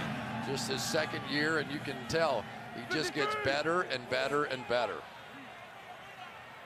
Set. Right, let's go, Kansas, Kansas. Kansas. Swap. 53. Hey, get him. Back 20. Back 20. Peterson. So to Green Bay they go next week, but before they go to Green Bay, we go to Michelle. Well, you were talking about Teddy Bridgewater. Stephon Diggs told me, as soft-spoken as Teddy Bridgewater is, he doesn't change his mannerisms in the heat of the game. Diggs said Teddy's the same guy all the time. He's always calm, and he influences how I want to carry myself. It teaches you to be cool under fire. When stuff gets intense, you want to be like Teddy. He's the leader, Al. Yeah, Teddy picked in the first round. He was the last pick in the first round in 2014. Very poised, very confident. A couple of times he had a chance to meet him. He gives it to Peterson, and Peterson trying to get by Collins, and Collins is able to thrust him out of bounds. But Adrian off to the races, and that will build a pretty sizable lead up over Doug Martin in the race for the rushing title. That one is good for 39 yards. Boy, what a great double team block down off the edge of this thing. And then Kyle Rudolph with a good one-on-one block. They're going to create a wall here, create a wall there, and there you go, right between it. And that's one of the problems when you get an 8-man front up there. If you break that initial wall, you have one safety left in the field, and fortunately for the Giants, Landon Collins able to get him out of bounds.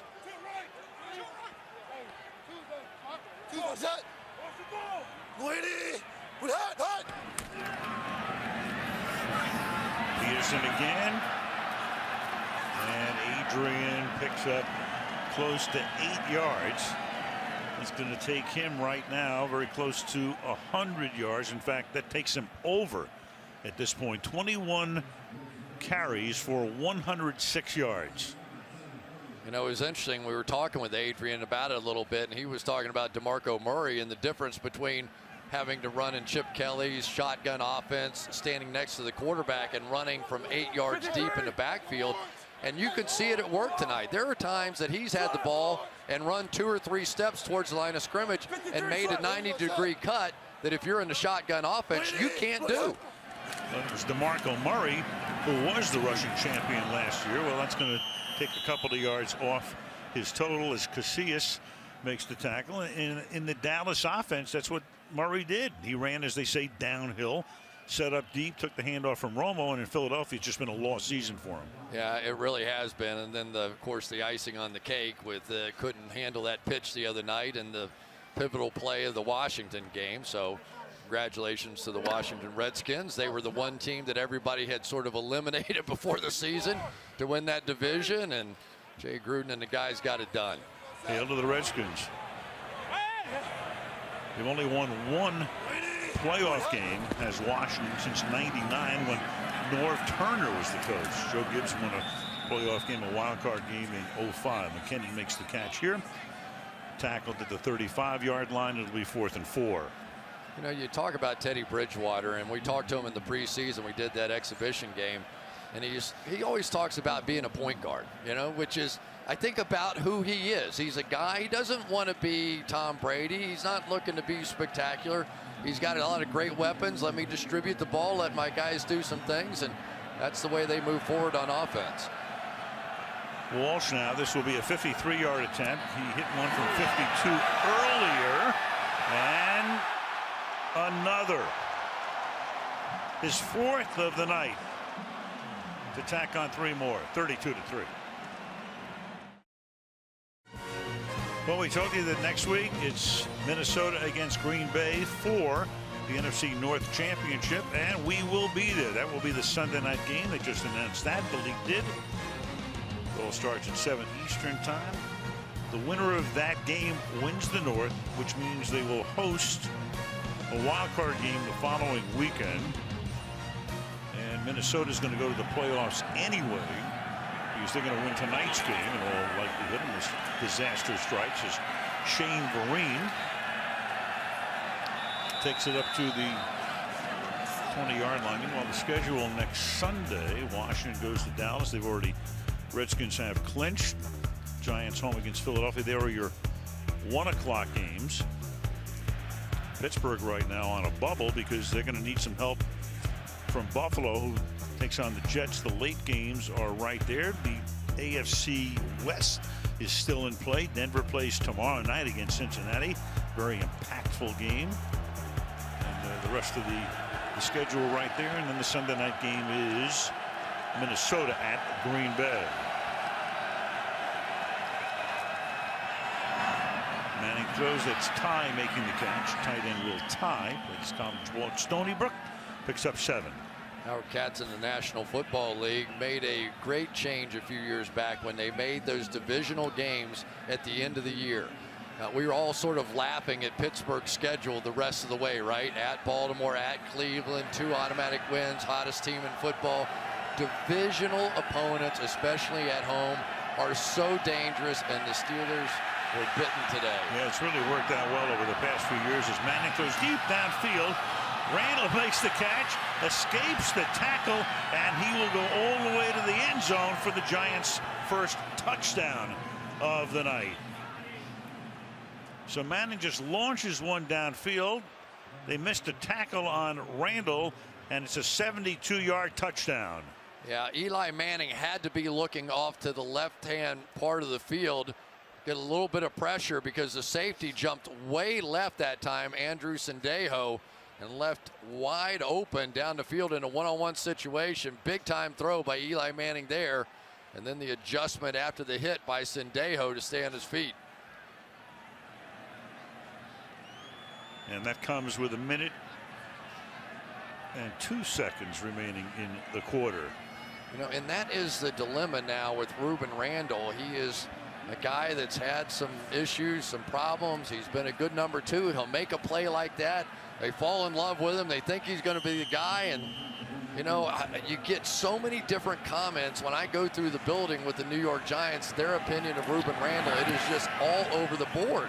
Almost everybody you talk to has a little bit different opinion about the guy. 7th touchdown reception of the season for him.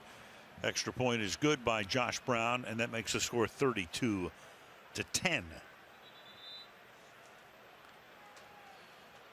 Talked about Ben McAdoo, who was on the Green Bay staff under Mike McCarthy, came over last year. And you take a look at Eli from 04, started his career as a starter through 13.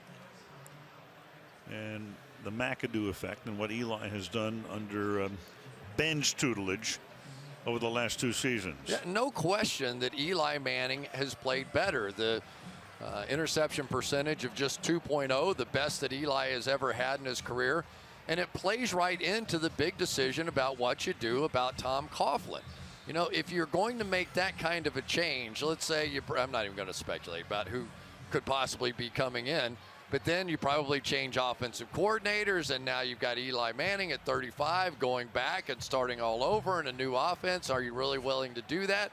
Are you willing to make Ben McAdoo the successor? This is a very big decision on so many fronts. Personally, I've seen too many times, Al, that teams have a bad year. This team has not been blown out other than a handful of times this season. We know what Tom Coughlin is as a head coach. I would leave the status quo for right now. I would give Ben McAdoo and Tom Coughlin a bounce-back opportunity this year. And if it works well on the offensive side and you want to make a change, then I would make it there. Here comes an onside kick, and that's going to be picked up and taken all the way to the 17-yard line by Robert Blanton. So the Giants, and I'm not sure you'd put that in the surprise onside kick category, even though we're still in the 3rd quarter, but the Vikings were very alert. We mentioned the Vikings have great special teams across the board, and a little more proof of that right here. Yeah, Mike Prefer's squad always ready. This is one of the best special team squads in all of football. And there's the old Golden Domer, Robert Blanton, stood there very calmly, just acted like there was nobody around him and said, why not? Let's go try and score a touchdown. My former college teammate Harrison Smith has one. Let me see if he can get one. So McKinnon is now the back from the 18-yard line in the final minute of the 3rd quarter, and McKinnon will get finally banged down after a gain of a couple by Brinkley.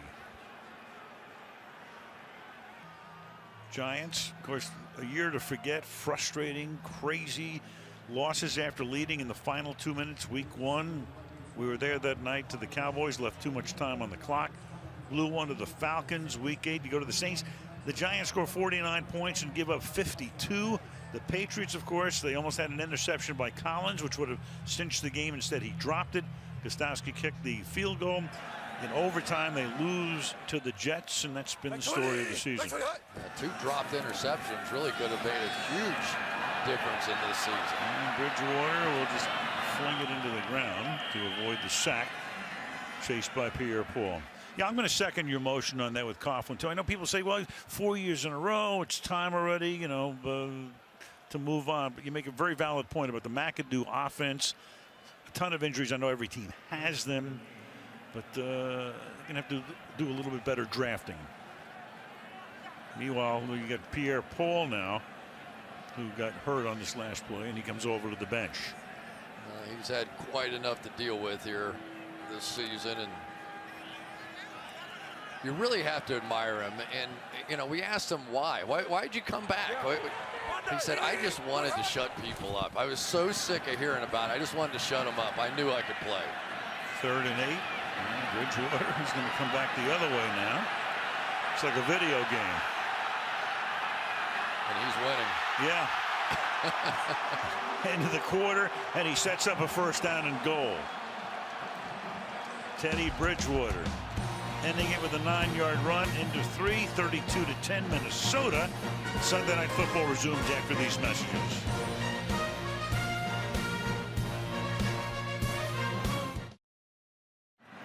Minnesota with things well in hand, trying to cement a playoff berth and ready to go to Green Bay next Sunday night to try to win the NFC North title. 13 degrees.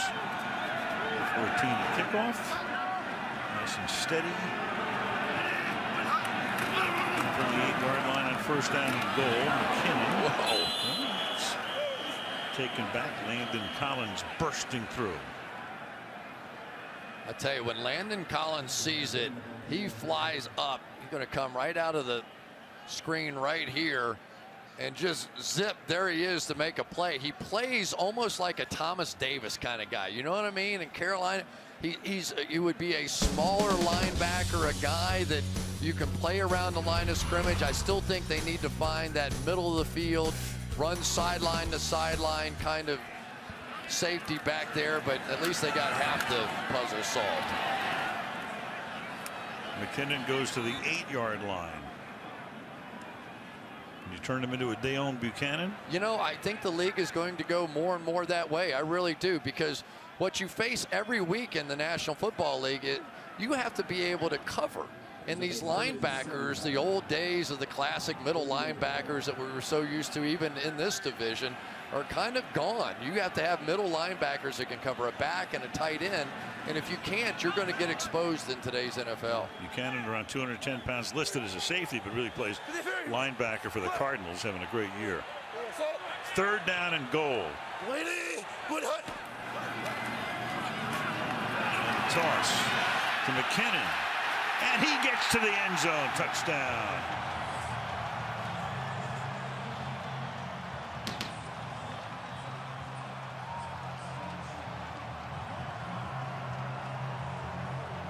First career rushing touchdown for Jerick McKinnon, 2nd year back out of Georgia Southern.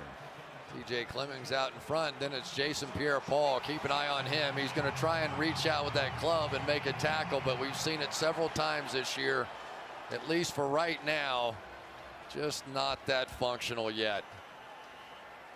We've seen J.J. Watt with a few issues since he broke that hand too. It is just hard to play with a club on your right hand. Extra point by Walsh. And they do make it over, if you know what I mean. And I know you do. I've been working with you for 7 years. 39-10 Minnesota.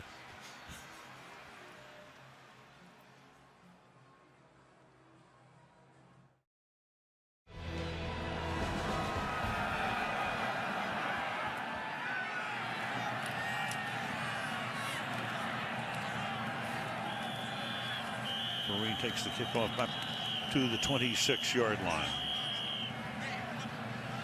So the Giants, on their way to a 9th loss in 15 games, have the ball down by 29. a couple of branches off the Bill Parcells tree. Tom Coughlin worked under Bill. In fact, he was there when the Giants beat the Bills back in Super Bowl 25. Mike Zimmer had been on the Dallas staff, and when Bill got that job a few years back and spent 4 years with the Cowboys, he kept Zimmer. Yeah, and Zimmer had a chance to take the Nebraska job and turned it down basically to stay with Bill Parcells. But you can see so much of Bill Parcells in almost everything that Mike Zimmer does, down to the teasing and the little jabs and the things that, you know, he's not ever going to put anybody in the Hall of Fame too early, but he says it's really all about accountability and leadership. You know, you have to be tough on them, but they also have to know that it's nothing personal and it's not going to last. I'm going to coach you. I'm going to tell you what you did wrong, but it's nothing personal, and it's going to have no carryover. And when he was the defensive coordinator in Cincinnati, several of his players told me the same thing, that he's basically a guy that can get away with it, being that tough on them, because he's that tough to every single guy on the team, including the stars. And if you're that way, you can get away with it. Zim says that Parcells stays in touch with him. Sure, he'll probably be on the horn with him tomorrow after this one, as Dwayne Harris is stopped short of the first down. I mean, Parcells had so many those great lines. You remember, you are what your record says you are. Shop for the groceries. Right. You want me to cook the meal? I got a shop for the groceries. That's what led to his departure from New England. And the other one I loved was, he's not quite ready for the anointing oil.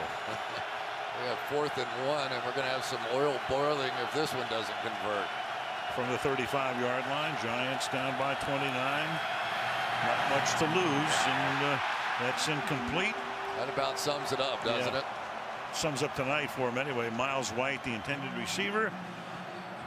And the Vikings can just play a little bit of clock ball here with 12:18 to go, and up 39-10 on Sunday Night Football. Minnesota Vikings on their way to win number 10 and a spot in the playoffs. Have the ball at the 35-yard line. Asiata is the back. Number 44 picks up a couple. We go to Michelle. Well, you were talking about the relationship. There's a relationship going on down here. Maybe you guys want to get back to me in a second after this gets sorted out. Just a little kissy face going on there with Michael Pruitt, JT Thomas. Michelle, very much the undercard. Not quite up to what we saw last week. No, though. no. At the conclusion of the play, personal foul, unnecessary roughness, number 55. Number 55 has been disqualified for his actions. I'm laughing because we're all laughing about the same thing. If you watched last week's game, you went, why wasn't he thrown out of the game? Or both. So now you got Thomas. I think they got a memo this week. I know they did. You think? Of course. You know, and it's right. And look at Tom. He can't believe it. And he couldn't believe. He said, listen, I know Odell Beckham was wrong, but you can't tell me Josh Norman wasn't equally wrong in that situation. And it was a fraction of what that is right there. That shot happened many times between those two guys last week, and nobody was ejected. Yeah, meanwhile, Pruitt, I think, threw the first shot. So it's always the second guy. And back to the locker room he goes. Which is not so terrible on a 13-degree night. But that's another story. Let me see if I can get you tossed. That's a good idea. To the outside. Michelle, are you still there? Yeah. All yours. I am. Well, we'll talk about the more positive relationship between Bill Parcells and Mike Zimmer. You know, I talked to Parcells on Christmas Eve, and he said, the best thing about Zimmer, there is no way you can misunderstand what he says. He's very explicit, to the point, matter of fact, serious football person. And then he said, you know, I don't believe I've ever talked to him about anything else but football. That's about right. That is about right with Mike Zimmer. And you know, the amazing thing about him, Michelle, is he says it's the perfect job for me. He doesn't want to be the general manager. He doesn't want to shop for the groceries. He thinks Rick Spielman does a fantastic job with all that. He has no desire whatsoever to do any of it. And he has. Timeout as the play clock was running out.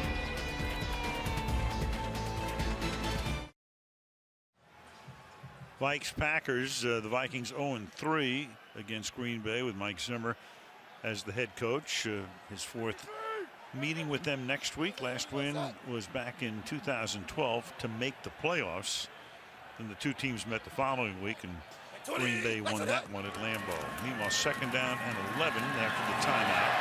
And Asiata will thread his way to the 11. Now, the first time they met this season, the Vikings were red hot. They had won 5 in a row, but the Packers, who were not playing well, routed them 30-13. Bridgewater got sacked 6 times. Peterson got limited to 45 yards, and there were the numbers for Aaron Rodgers. It's been a strange year, hasn't it, for the Green Bay Packers? There goes Matt Khalil off the field, their left tackle, who really had a tough year last year, much better this year. Not great by any means, but much better certainly than the year or season ago. I think Joe Buck and Troy Aikman were as impressed with the Arizona Cardinals today as we were a week ago in that Sunday night game. And so it's hard to tell, were the Green Bay Packers that bad or is Arizona just that good? Yeah, hard not to be impressed by what's going on in the desert. Let's go Monday. Here we go. 3rd and 4. So Khalil goes out. Austin Shepard comes in. And Asiata will take the ball close to a first down. Meanwhile, with Khalil, drafted in the first round out of USC in 2012, that is the first snap he has missed in his career. Yeah, went to the Pro Bowl that first year, his rookie season, and then sort of got wounded on that one. He had surgery on both knees a season ago, and nobody made much of a deal about it. As an organization, I think that, you know, they certainly knew he wasn't what he was his rookie year, but he fought his way through it, had surgery, and is now battling back once again. 27-yard attempt by Walsh is good. Tack on 3 more to make it 42-10 Vikes.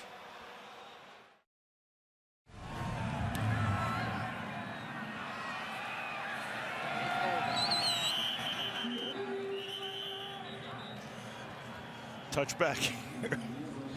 It is everything's an anniversary these days, so this is number 40 for what would be the original Hail Mary. And that would be the following. Roger Staubach back to pass in the playoff game. Deep downfield, Drew Pearson takes it in for the touchdown. And that's where that term emanated. Really? Yes, sir. Ahmad Rashad had a few of those, didn't he? Yes, he did. Pass here is taken by Jennings, who takes it out to the 32-yard line.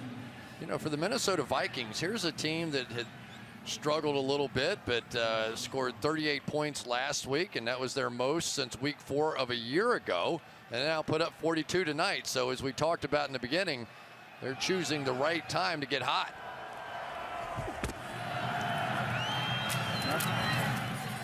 And Jennings had a heavy workload tonight. Out to the 35-yard line. NFC East, well, Washington, somebody had a win, so it's going to be Washington. They got hot at the right time, 14-26 against other divisions, and we have added the 26th as tonight. Yeah, we're projecting election night. Matt Lacoste, rookie, just elevated to the active roster. Head of Illinois made that catch. Eric Kendricks in there on the hit, a guy that thinks some of his athleticism comes from his skateboarding days. So you better learn how to balance if you're going to be a skateboarder. And that will be another first down here as will tie. Takes a couple of Vikings with him to the 43-yard line.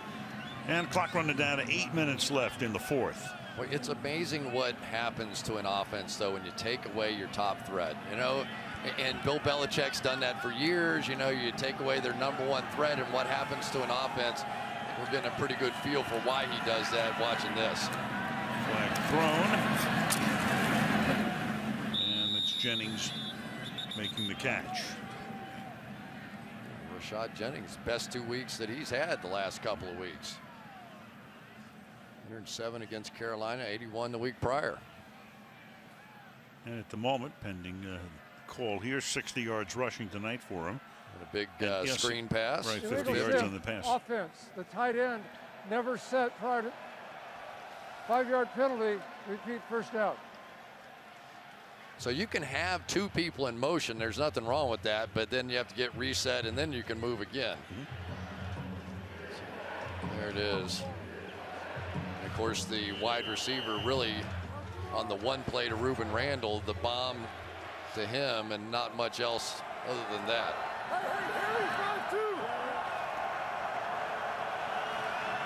First and 15 after the flag. And Payton's able to get it off to Vereen.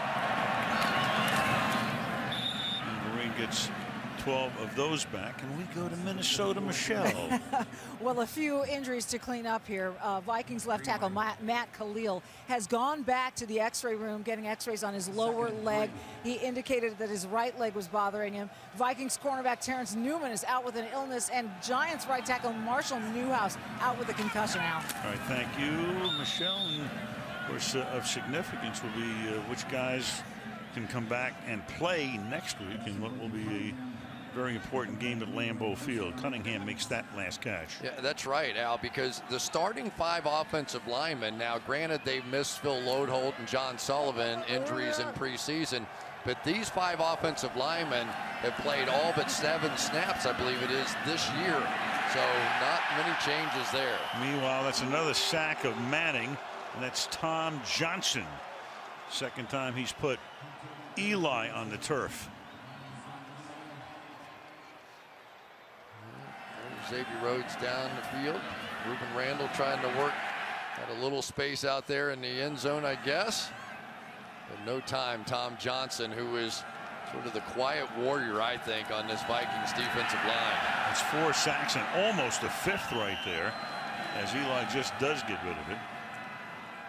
Everson Griffin came in there. You know, you look at Eli and you keep thinking back to, you know, he gets drafted. He's in that great class with, you know, Rivers and Roethlisberger in 04. Then he takes over as the starter. Coughlin is there. And here he is. He has not missed a start in 11.5 seasons. Of course, Brett Favre with that untouchable record, almost 300. Peyton, his brother, is second. And then you got Eli. That's 11.5 years.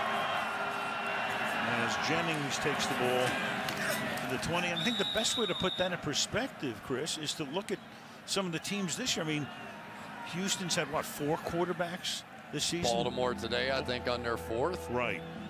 Which still blows me away, with their 4th quarterback able to knock off the Steelers in what was an assumed win for the 2nd win this year, and quite possibly knocking the Pittsburgh Steelers out of the playoffs with those 2 losses. So many teams with multiple starting quarterbacks this year alone, and then you go back to a guy like Eli and you go 11.5 years. And Ty can't hold it. So 182 consecutive games, same head coach and quarterback, longest streak in the history of the league. And you know, they always say records are made to be broken, but that's going to be tough. I mean, you need a quarterback to play for 11.5 years and a coach to be there for at least 11.5 years. Yeah, what did Chip Kelly tell us last week when he was talking about his quarterback? He said, if you show me a successful quarterback or a successful head coach, I'll show you the continuity. Guys that have been in the same system year after year after year. You can build on it. You can build your personnel around it. If you're always making changes, you just can't compete in this league. Here's Sean Hill now coming in to wrap up the game at quarterback. He's the backup to Bridgewater and gives it to McKinnon. So Teddy is done for the night. We'll see him next Sunday night. Sean Hill's been around a long time, 14 years in the league. Played his college ball back in the 1800s in Maryland. Yeah, Norv Turner was a big fan of his, and Mike Zimmer, about the second or third day of training camp, went up to Norv Turner and said, "Now tell me one more time what it was that you liked about Sean Hill." And he goes, "Just relax. I know he doesn't look great when he were in drills and all that stuff. Wait until he gets in some of the team play." Said he went 41 for his first 50 passes in team drills, and they said, "Okay, I got it." Zim said, "I got it." Actually started the opener for the Rams last year. And McKinnon to the 32-yard line. So running out the clock here and getting ready for the confrontation against the Pack at Lambeau next week. Yeah, the one guy, and you hit on it a little bit earlier, that I always thought would end up with some really big plays was Mike Wallace. And I was asking Norv Turner about Mike Wallace, and one of the fastest guys in the league. Remember him at Pittsburgh, and time after time just getting behind the defense. And he said he's probably the unluckiest guy in the NFL this year. He has had so many plays where he's been open down the field and we get pressure, or Teddy didn't see him, or whatever the case may be. But he certainly, before this thing is up, he's going to have to make some big ones. And McKinnon's going to break one. He may break it all the way. Jerick McKinnon in a foot race, and he'll win that one for a touchdown. That's 68 yards.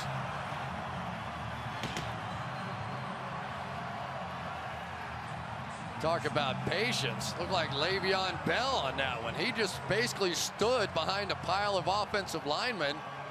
Got a little bit of a push from the backside, eventually down here. But watch him just stand right about there. He comes to a complete stop.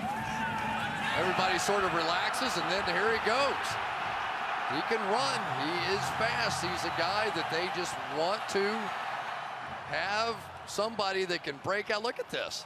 He almost comes to a complete stop, finally sees the opening, and then he is gone. The Vikings tonight have now rushed for 222 yards. Walsh adds the point after.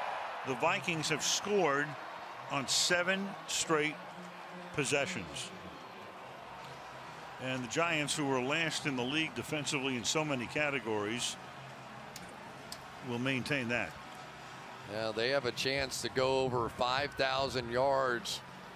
Teams throwing the ball against them, and that has never happened. So it has been a very tough year defensively. Are there holes? Yes, there are gaping holes, and some of it you can trace back to Jason Pierre-Paul, but certainly not all of it.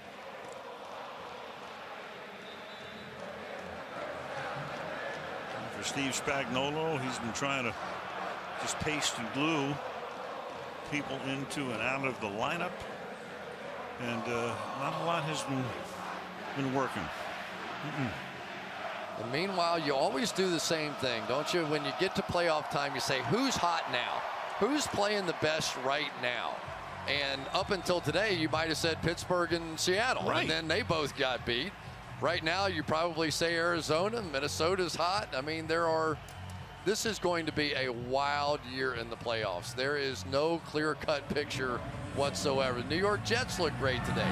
Their defense was unbelievable against Tom Brady in New England. From the 4-yard line, this will be run back here by Ben Edwards. And Ryan Nassib will come into the game, a guy who almost never plays. People, you'd win a few bets when you ask people, hey, who's the backup quarterback for the New York Giants? And there he is, his third year out of Syracuse. They drafted him in the 4th round in 2013. You know, it's one thing if you're playing the whole game when it's 12 degrees outside. It's another thing when you've been sitting over there for 2.5 hours, and now you've got to somehow talk those muscles into going out and doing stuff and running around here a little bit.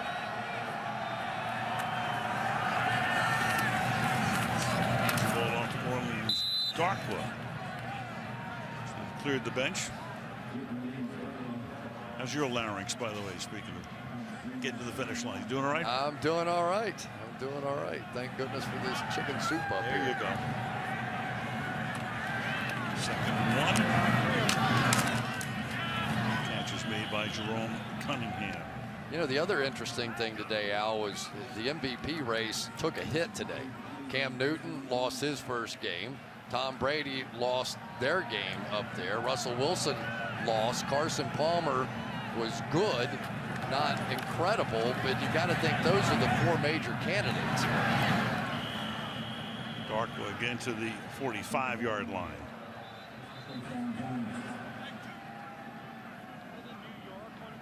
Mike Zimmer's come in here and really done a good job. I can remember telling owners around the league, you should really interview Mike Zimmer, because he was in Cincinnati and I had actually talked to his players, and it just never got much traction. I think defensive coaches are at a disadvantage sometimes.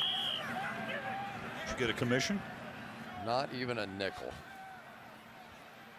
You know, but he really does. He has this feel, and I kind of appreciate. I asked him about it, and he said, you know, I'm not a CEO type head coach. I spend some time with offense and special teams, but he's the defensive play caller. He said, I wanted this team to know that I knew something about something, so I stick with the defense. And on 2nd and 1, this should take us. Matt Lacoste makes the catch. To the 2-minute warnings. Nassib getting up to the line, trying to maybe run a play off before the 2-minute warning, but he cannot. And so we go to that break with the score 49-10. Mini. Got it right on Sunday night. Wow. Don't get many of those 11s. No, that was late drawing. I was hoping that was a shot from the old Metropolitan Stadium, but it's here, right?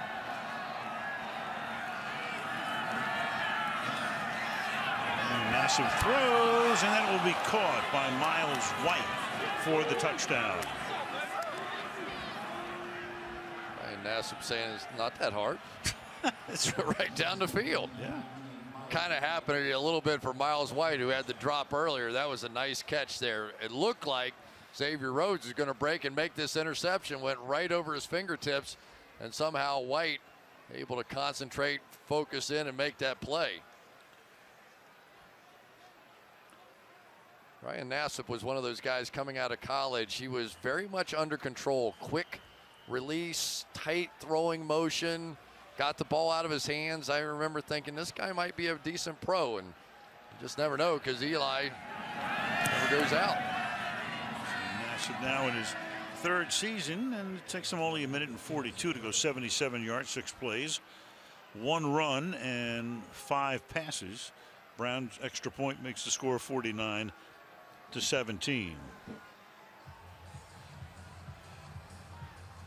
MVP candidates. Well, Peterson is always in that group, but not this year. You go with Brady, you know, another great year. What else is new? Carson Palmer, tremendous season. Cardinals are flying high, and Cam Newton obviously finally lost today to Atlanta, but a tremendous year through the air, on the ground, you name it. And of course, Andy Dalton had been in that conversation, and then got hurt. Russell Wilson went through a great streak. He did. You know, I've got to vote, and I have to tell you, I don't know who I'm voting for yet. I'm hoping somebody does something spectacular, but I think it's going to be one of those years where it's very close. Cam Newton, when he was orchestrating the undefeated season, I think it would have been tough to vote against him. Now with the loss, does that change your mind? Tom Brady certainly working without the benefit of his star receivers. A lot of injuries to those offensive linemen. Cam Newton and Russell Wilson, what they can do with their legs. Carson Palmer with the magic and the high scoring that they've got going on in Arizona. It's a tough vote. Can you be bought? Oh, you know better. Of course. You look at a guy like Tony Romo. He's as valuable as anybody, and that came to the fore, obviously, with the kind of year. I think if I vote for Tony Romo, they're throwing me out of the club, though. Right. Well, I don't have a vote, but I would vote for Newton. Would you? Yeah, I would. Yeah. I mean, it's just, you know, win the first 14. He loses his #1 receiver in training camp, and Kelvin Benjamin. You know, Carolina's been an amazing story. I can't argue with it. I really can't. The problem is when you stack statistics, if you want to look at those, other guys have better statistics, but it's so hard to measure what he does with his legs. I mean, in that game last week, and you know, I thought it was really interesting. And talking to Steve Spagnuolo, he said if I spied against him, I didn't have enough guys to rush, and he would sit in the pocket for 10 seconds and beat me that way. If I tried to rush him, he scrambled out, and if I didn't have a spy, he ran for first down. So he has a lot of different ways to beat you. I will agree with that. We'll run the clock out here. Peterson had 104 yards tonight. So Peterson will go into the last weekend of the season with a 64-yard advantage over Tampa Bay's Doug Martin in his quest for the title. Well, I think you should call the guys at Pro Football Focus and find out what they think. Just let them decide about the MVP. There you go. Voting.